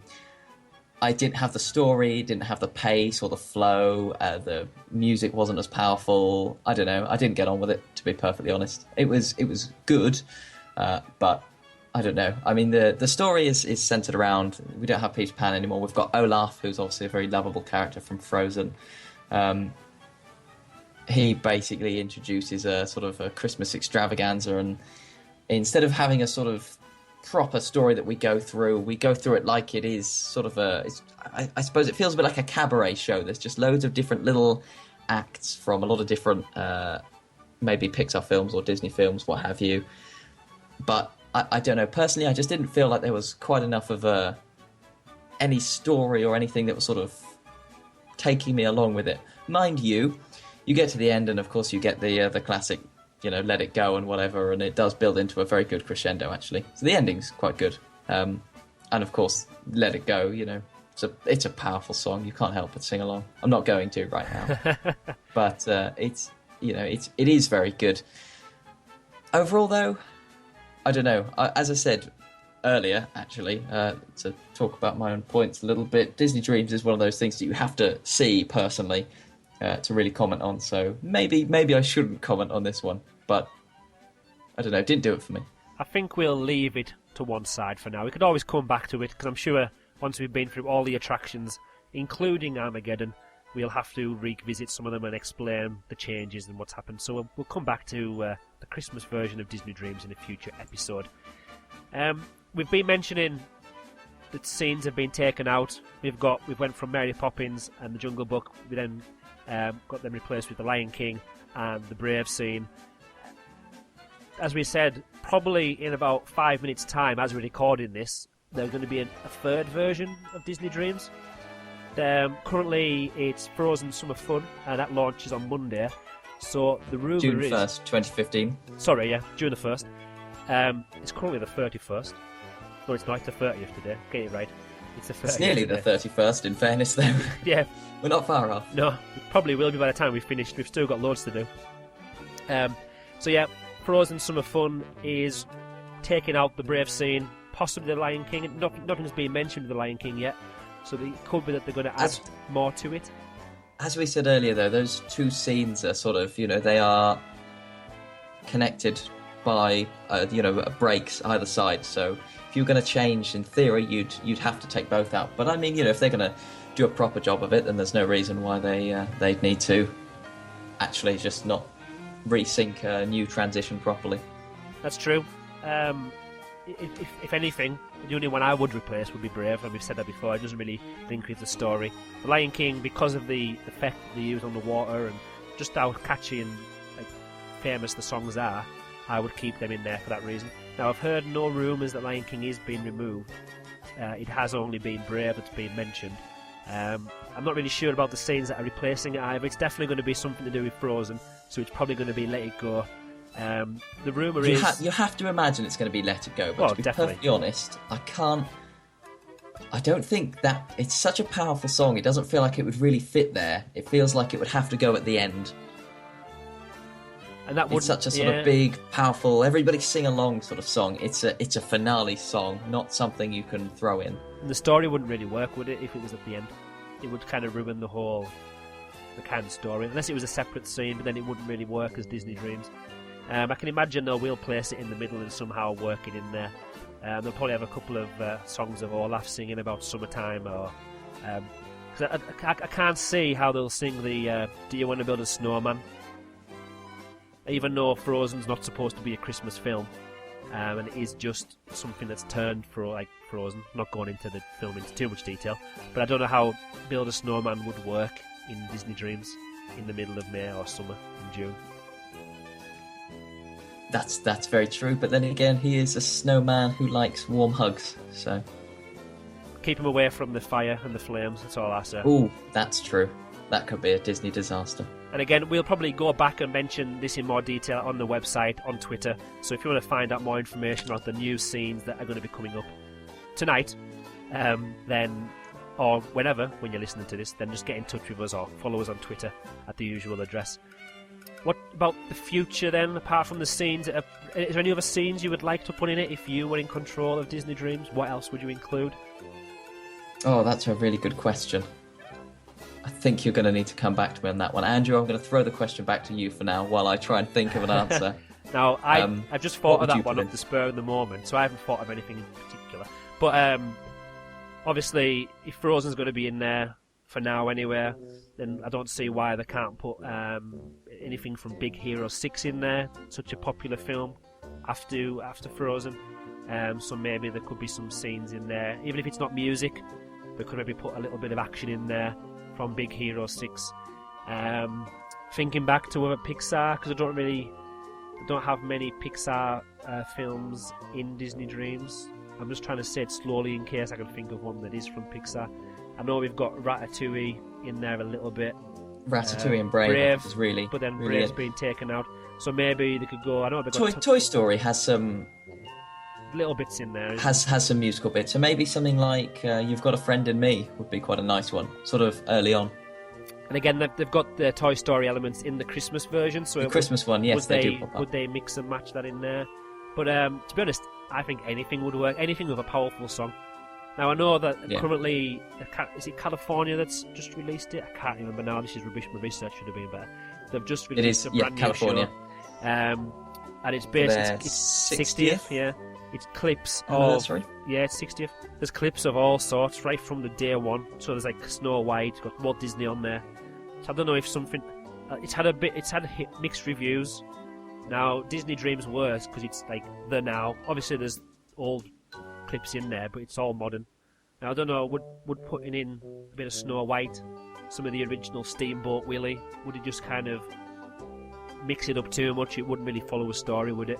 But I'm just trying to think, could any of these iconic No, I don't know, be put in because, there? our story is that Peter Pan's shadow spills out all the Disney magic dust. So I don't see why an old Disney classic can't be included in magic dust. You know, it's everything. You know, it's like an Animagique where they just open up the vault, everything comes out. So I think, to be honest, I think it's a class idea for a story because it's anything goes. So what would you put in there then? See, now that you've mentioned Steamboat Willie and you've reminded me of the classics, I sort of feel like they would be nice to put in. But then equally, I've spent time earlier saying that, oh God, these slow bits get in the way. I'm not sure where I stand on that one. We'll put it out there for our followers. If anybody wants to tweet us in with what scenes they would like to include, you can just tweet us at MagicalDLP on Twitter.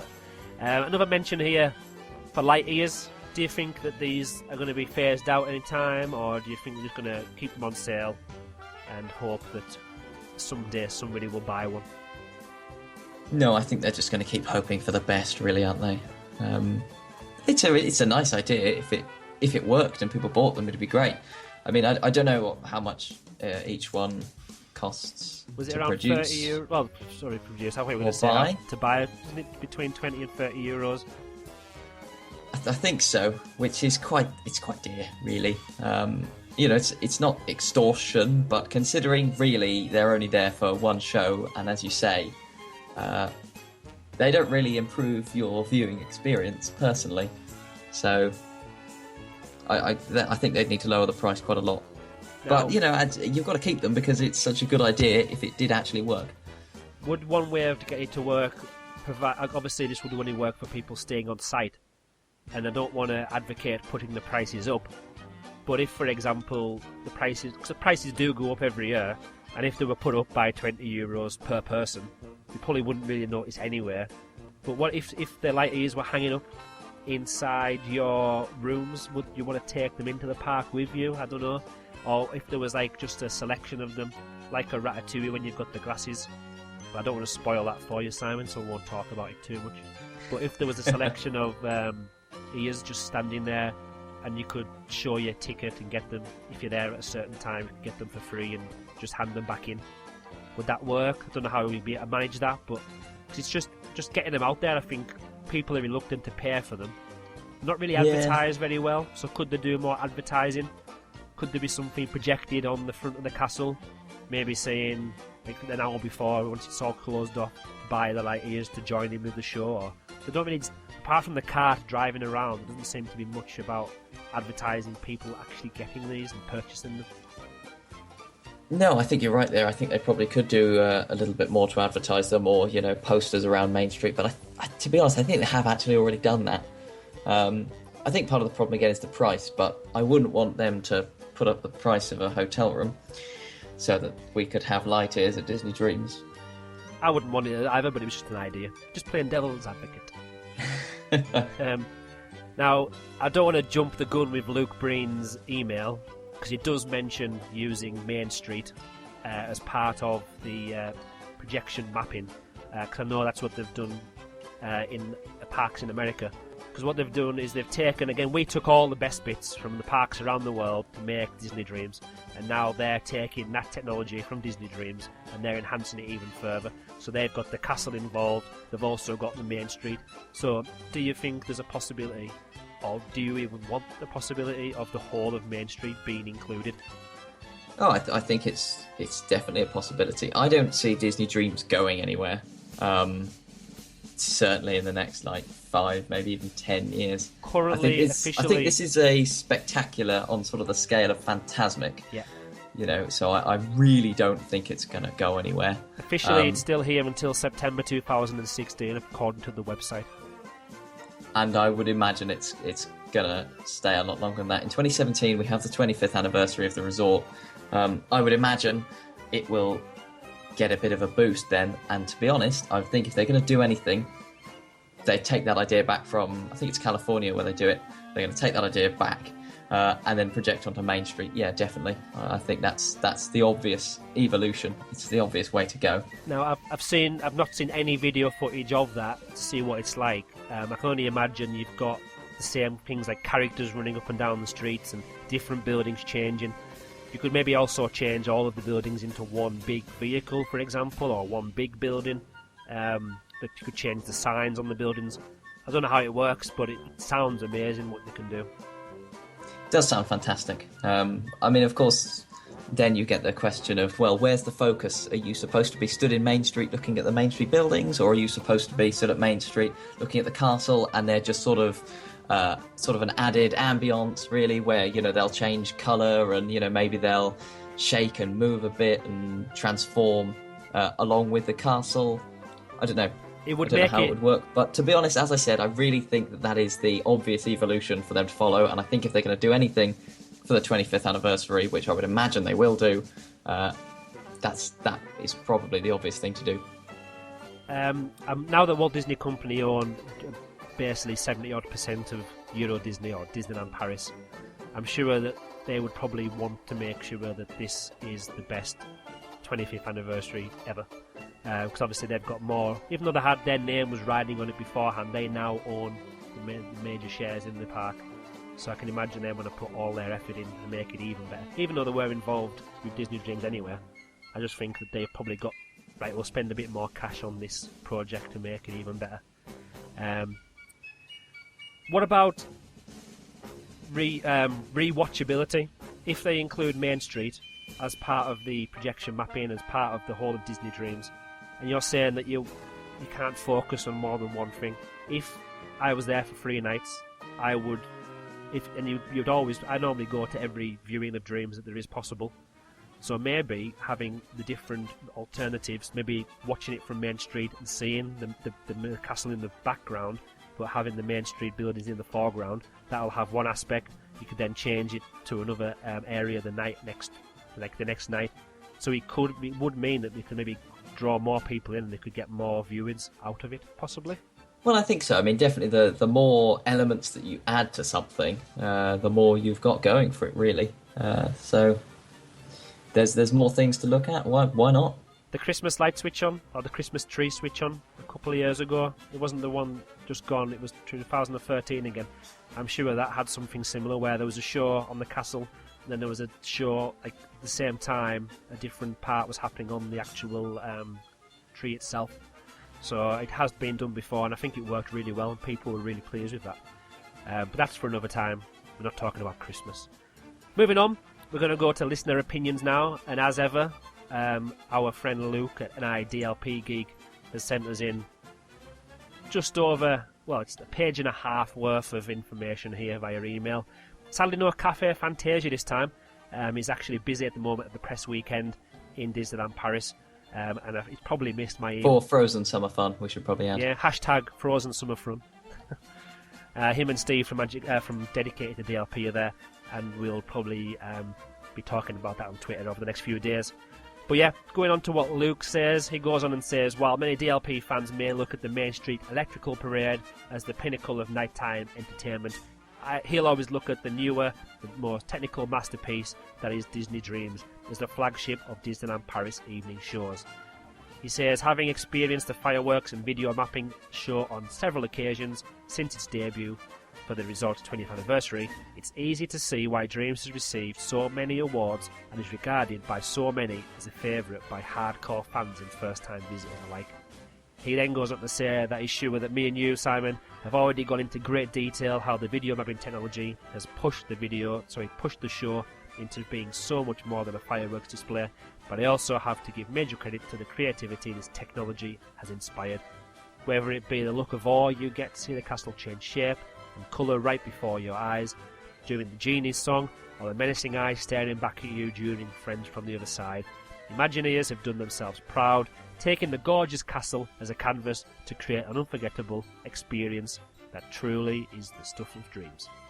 Indeed, my friend made an excellent observation on how characters now interact with surroundings familiar and shared with the crowd, an example being the Hunchback scene with Quasimodo swinging from turret to turret, has made the entire experience so much more magical, real and immersive.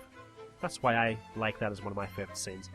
His favourite scene from the show has to be the see the light scene from Rapunzel and Flynn. Nothing quite conveys the romance and magic like seeing those lanterns light up the castle with one of the best songs Disney has created in the last 10 years. The montage of the Disney couples dancing makes the scene, however, and never fails to make me a little emotional. There we are. We've got that nice hearty bit there, as we said. Oh. Looking towards the future for Disney Dreams, the short term will see the mega popular Let It Go return once again for the Frozen Summer Fun, while he's disappointed to hear it will be reportedly replacing the Brave scene, which we mentioned already. He understands the fact and in fact welcomes the return of Elsa and hopes this will see her have a permanent appearance. Now, that's something we haven't really mentioned. Is this going to be just for the Frozen Summer Fun, or is it going to be, that's it, that's the new version of Dreams? Who knows? Speaking of scenes, he must admit he feels the Jungle Book scene is very sorely missed in the current version, although this may be the bias in me or him because of his love for I Wanna Be Like You. As for the long-term future, this week saw the debut of the spectacular Disneyland Forever in Anaheim, which incorporates all we know and love from Disney Dreams and doubles it by expanding into the entirety of Main Street.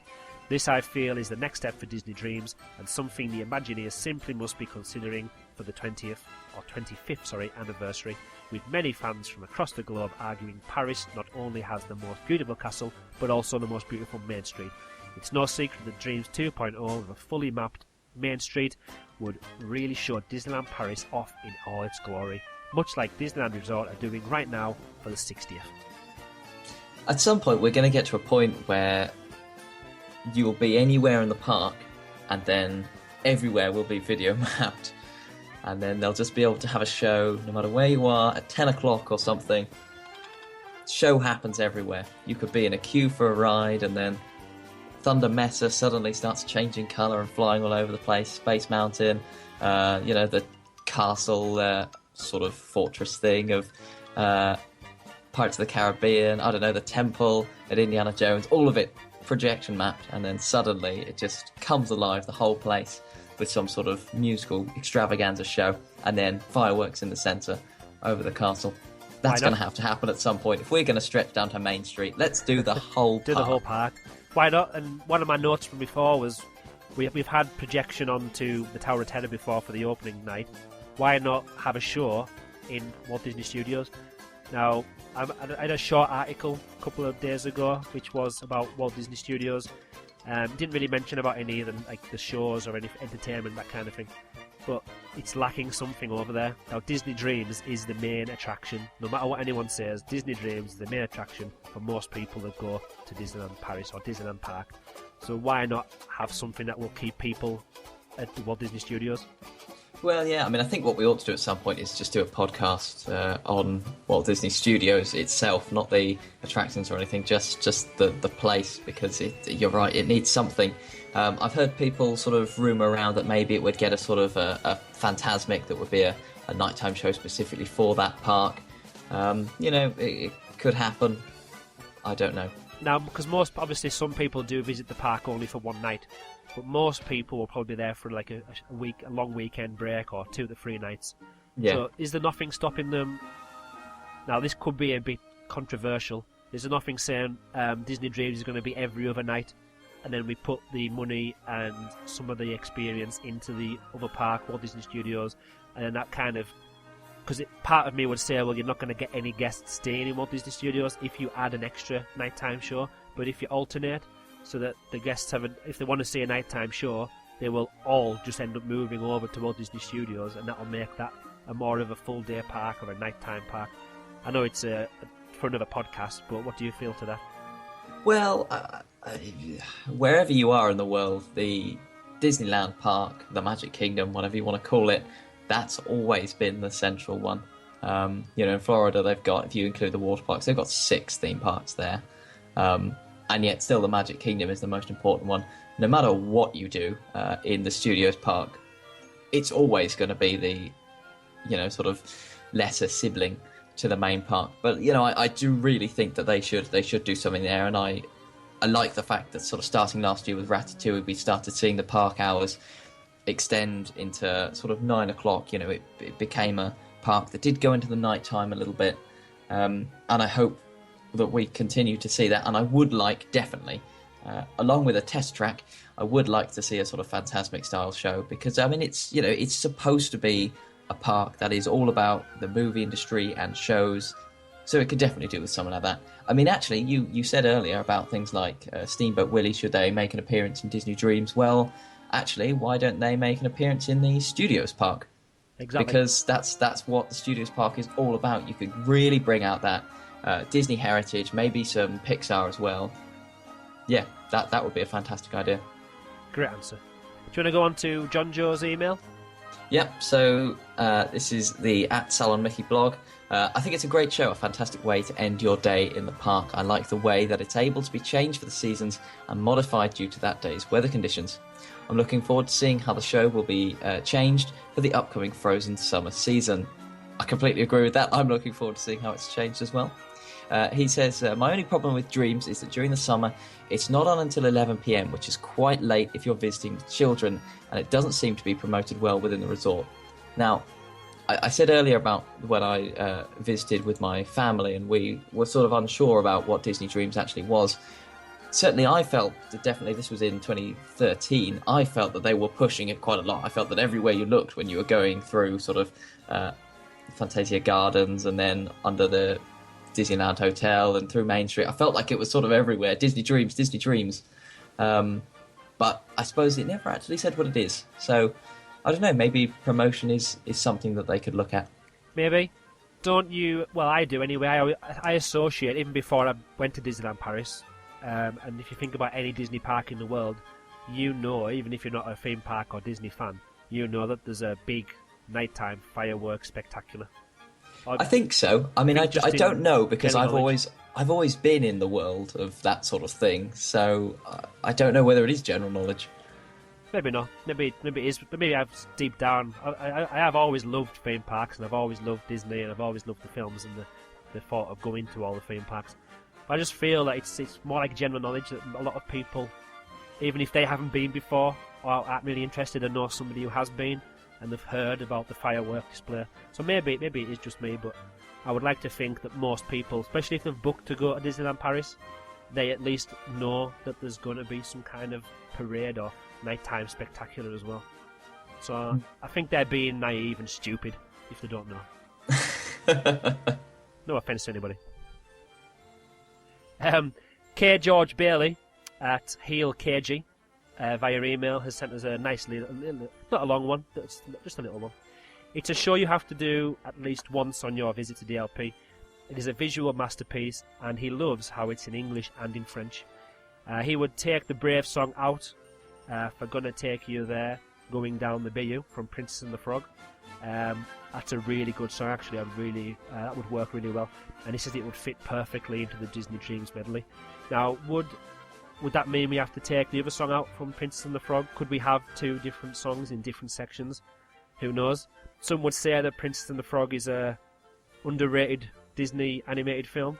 I do. It's one of my favourites actually up there on the list, so I would love to see it in there. He's sure that everybody has a song suggestion they'd like to see for Disney Dreams 2, and don't forget you can tweet us your suggestion if you don't agree with anything we've said.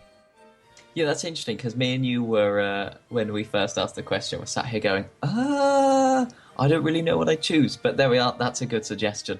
Right there. We've been outshone by our listeners once again, Andrew. I haven't been outshone, because I agree with that one. That's what I would have thought about if I had more time. Well, okay then. Whatever I say. We're getting close to the end now, you'll be pleased to hear. We're going to go to Twitter. A couple of days ago, and actually the 21st of May, I posed the question, hashtag, what's a hashtag? Hashtag Disney Dreams, what is your favourite scene and why? KG, or Heel KG, tweeted, it's a tie between the Shadow Man's friend on the other side, as he thinks he's a great villain, and it's a tie between that and the Tangled scene, because of the lanterns there. Wait a minute. DLRP Wonders said the last one, Come Dream a Dream, which is the song that is sang right at the end. In fact, we haven't even mentioned it yet. It's the last song before, while you're walking out of Main Street. Yeah, so it's not really part of the show, I wouldn't say personally. It happens after the show. But I mean, it is a perfect little finisher, and obviously it fits with the whole Dream theme, and it's you'll be heading back to a hotel room probably, so it gives you that nice little buzz that it's the end of the day now, and you've had a fantastic spectacular, and now you are going to go back and dream a dream. It is. Whenever I hear it, it does remind you of Disney Dreams, so it is linked perfectly well with Disney Dreams. Cara, she went to say yes to this, and she was replying to DLRP Wonders. She also likes the lantern bit and Be Our Guest. Arthur Claus, You Can Fly. Well, yeah, and that's a nice sort of upbeat section, isn't it? It's sort of gets you going at the end. That's a very small section, actually. It is, but it's there nonetheless. It's there. That's his favourite scene. Heather Clement at Yesterday's Lady. She likes Friends Like Me. Holds even more importance to me now that Robin Williams has passed. She also likes Be Our Guest as well. I can imagine a lot of people will change their favourite scenes due to things like Robin Williams passing away. Well, it does change something, doesn't it? Because you hear his voice and how powerful it is and how fantastic he was as the genie, and you think, damn, we've lost somebody cool. Yeah. Disabled in DLP, she goes on to say the Tangled scene is her favourite, so there's quite a lot of Tangled scene coming out of us. A lot of Tangled love going on. Makes her cry every time. And then Pixie Dustina, or Tina, she likes the Hunchback of Notre Dame. She agrees with me. I just love Quasimodo's optimism. He then says something in French, which I'm not even going to pronounce. Hashtag life lessons. Now, I can't even translate that. Something about a day and a tower, a castle. I don't know. I did get a C in GCSE French, but I'm not even going to attempt to read it. Disney Dreams, or hashtag Disney Dreams, what is your least favourite scene and why? Cara, it's Brave or Princess and the Frog. No, I like Princess and the Frog. That's interesting. I didn't think Princess and the Frog would come up. I think that's a fantastic one. Actually, it's popping up here a lot, isn't it? It is, yeah. Alex, Miss Mint Mav, Princess and the Frog, can't tell you why. She just doesn't love it. Okay, then. I suppose the thing is, it's quite a dark scene, really, isn't it? I'm really into steampunk stuff. That's why I love Discoveryland so much. But I suppose actually, it's quite gritty almost for Disney Dreams. And obviously, not every single guest has watched every single Disney film. Now, I actually, when I saw this, had absolutely no idea what it was from. I hadn't seen Princess and the Frog. I had no idea, but I still loved it though. Yeah, some people, or like for me with the Brave scene, I was put off by the Brave scene because I'd never seen Brave. Now, like I said before, individually I liked the scene on its own, but as the story, it didn't make sense. I had no idea what was going on. So maybe it's the same thing here. Maybe Alex, if you want to get back to us, Miss Mint Mav, try and think about why you don't like it. Is it because you've never watched Princess and the Frog, or is it too scary for you, or is it just, I don't know. Let us know. Rachel Paisley at rpaisley79, she doesn't like Brave because it breaks the flow of the show, like we've said before. DLRP Wonders, Dr. Facilier from Princess and the Frog, she doesn't like it. She likes the villain's part, but the whole eyes and fire thing just doesn't get to me. So yeah, I mean, it's a different tone, isn't it? It's definitely darker. I quite like that though. I like that we get to the villains bit at the end, and we've got something with a bit of sort of creepy mysteriousness to it. But like we said before, each Disney film has a nice bit, a lovey-dovey bit, an evil bit. So it's kind of going through a traditional Disney. Well, I mean, if you want to go all the way back to the original Grimm Brothers fairy tales, where most Disney stories actually seem to come from, then they were really weird. Okay. They were creepy as anything. Yeah, so I definitely won't be reading those to my son. Yeah, bit of heritage, you could argue. At DLP Geek, his email, well, his tweet was email coming in, and then a couple of minutes later, he then tweeted us back saying, "Just realised I never mentioned the least favourite part in my post. The genie for him is his least favourite scene. He said he drags on for too long, especially the flying carpet part. I suppose I agree with that. The song is fine. Sort of. I love Robin Williams. I do. And as much as I asked you earlier when we were talking about this magic carpet scene, whether you thought the humour bit worked or not, I do. I like it. And I mean, we talk about the flow. It has to meander a bit. It can't be all fast paced. You have to have these sort of slightly slower transitions. And I think with Robin Williams there as well, I think that's still nice and powerful. I think it's really good. Discovery Arcade. I don't have a least favourite scene. Hooray! That's a cop-out. For me, the transitions are really good and they balance the scenes pretty well. Now, again, some people don't agree with that. So we've got the Jungle Book and the Mary Poppins and the Jungle Book. People always said that they didn't really balance or went through very well. But again, everyone's got their own opinion, so we're not saying you're wrong, Discovery Arcade. Thanks for your opinion on there. And DLP Discoveries at shared_DLP Lion King, because it's poorly projected apparently. Now, I've never noticed anything poorly projected, so if you want to get in touch with us and let us know in a bit more detail, can you explain it? Yeah, do you mean in terms of sort of actually the sort of quality, the fidelity of the projection, or do you mean in terms of, say, it's just a lot of patterns going on in the castles, Yeah, it's just a lot of animals coming in, rather than, as we said earlier, it's not really utilising the castle as a sort of 3D object to project onto and to manipulate. So apart from the waterfall and the water scene right at the end of that section, if you do suggest that the waterfall scene was poorly projected, I mean, I would have to hunt you down and make amends, because I love that scene. As we've already found out, it is amazing. In fact, once we've recorded this, I'm going to have to go back and watch it again, because I like it that much. iTunes reviews, we've actually, since we had done our last podcast, we've actually done quite well. We've got 1, 2, 3, 4, 5, 6, 7 new reviews on iTunes. Yeah! And I'm going to let you go with the first one. We'll start off with the UK. Okay, so this is a 5-star review. By far the best DLP podcast from Disney fan Senga. I listen to a lot of Disney podcasts, and I think the format of this one is the best and the most interesting. Keep it up. Absolute pleasure. That's the plan. Yeah, thank you very much.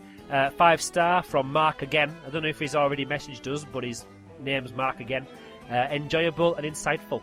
Just discovered this podcast when planning for the first upcoming trip to Disneyland Paris. The information and opinions of the hosts is well presented and thoughtful. The rapport between the hosts is great. Who says I like Simon? Where did this come from? We just do this because we like Disneyland Paris. We don't like each other. Oh, no. Marriage of convenience. I particularly like the episode-by-episode focus on a particular aspect of DLP at a time. Just imagine if we didn't focus on one thing at a time. In fairness, me and you do digress quite a lot. We do, but just imagine what it would be like if we didn't have a specific focus. We'd be all over the place. This gives time for real depth and insight. The podcast just helps build the anticipation for our trip. Great work. Please keep it going. Builds the anticipation for our upcoming trips as well. 5-star, true Disney Paris fans from President Kendall. I really hope you are a president of somewhere as well. That would make me so happy if we had a president. Just imagine if that was true.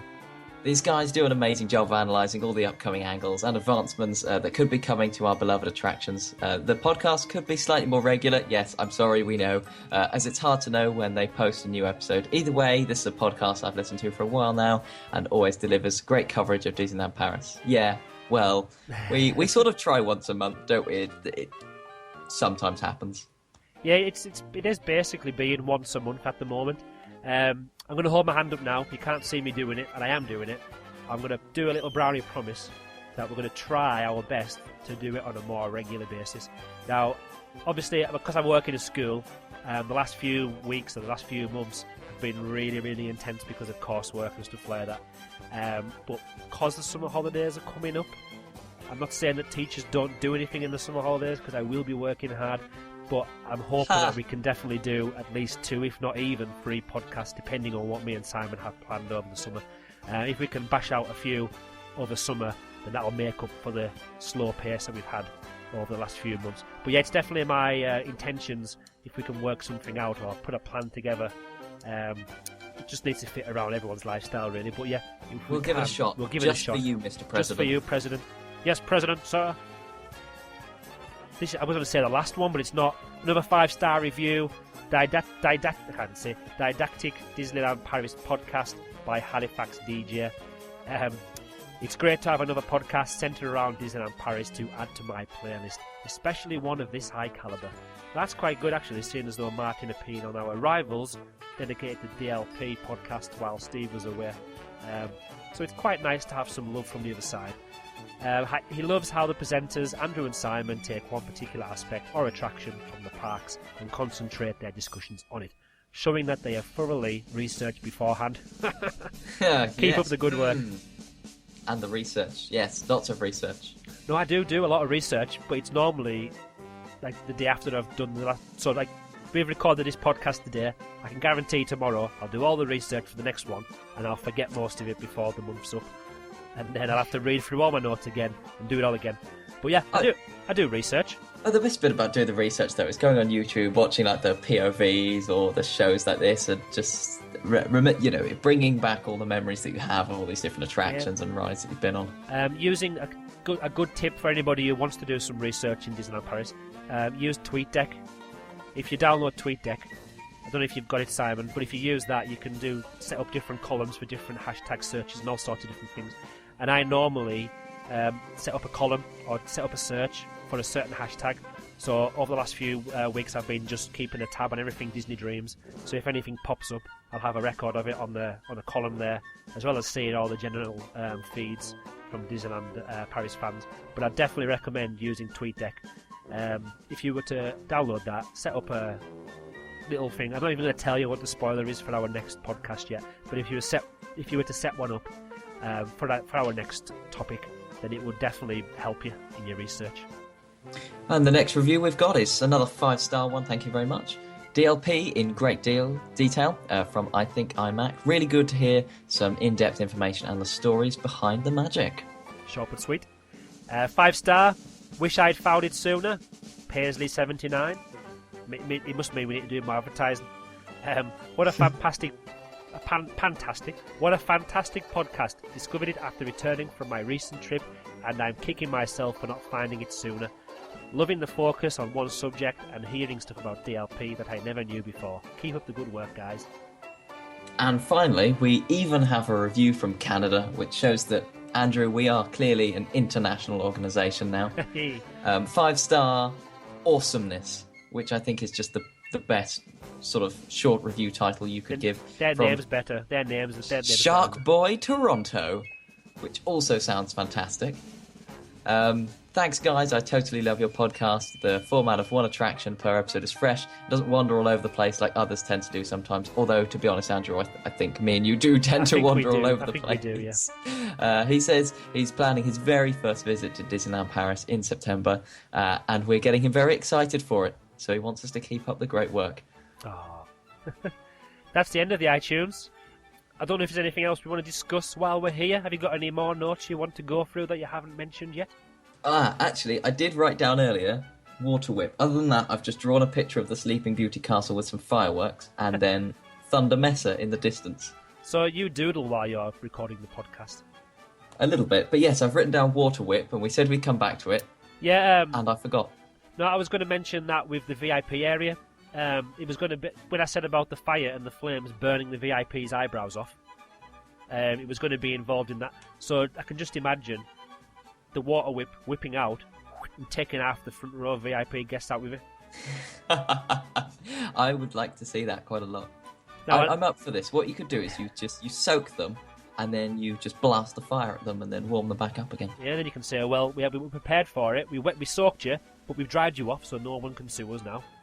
All good. It's a public service. Yeah, we're doing you a public service. We're giving you a clean because you spend all your money on a VIP area, and yeah, you haven't got time for a shower.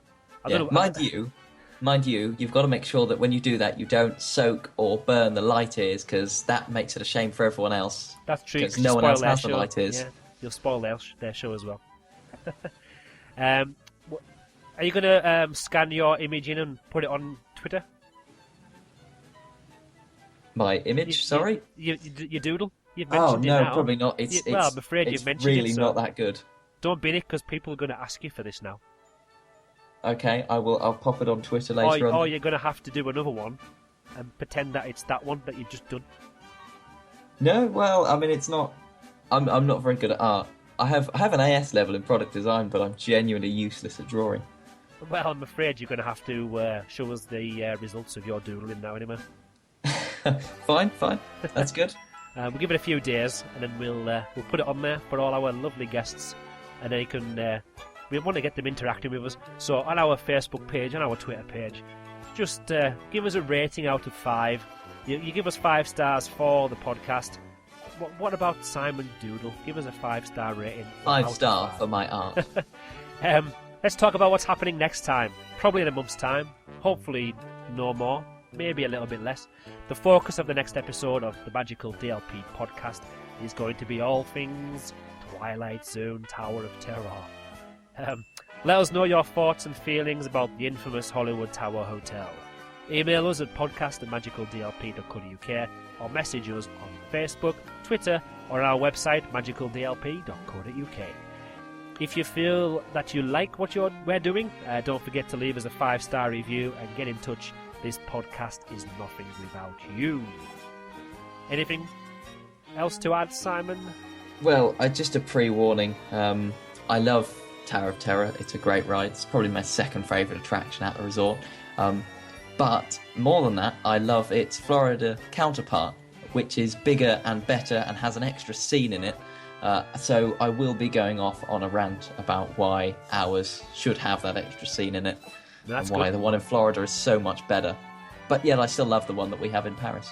I'm looking forward to that because I've never Be braced for that. I've never actually set foot in the American parks before, so that would be good for me. Yep, so thanks for joining us for episode 7 of the Magical Disneyland Paris podcast. Until next time, goodbye. Goodbye.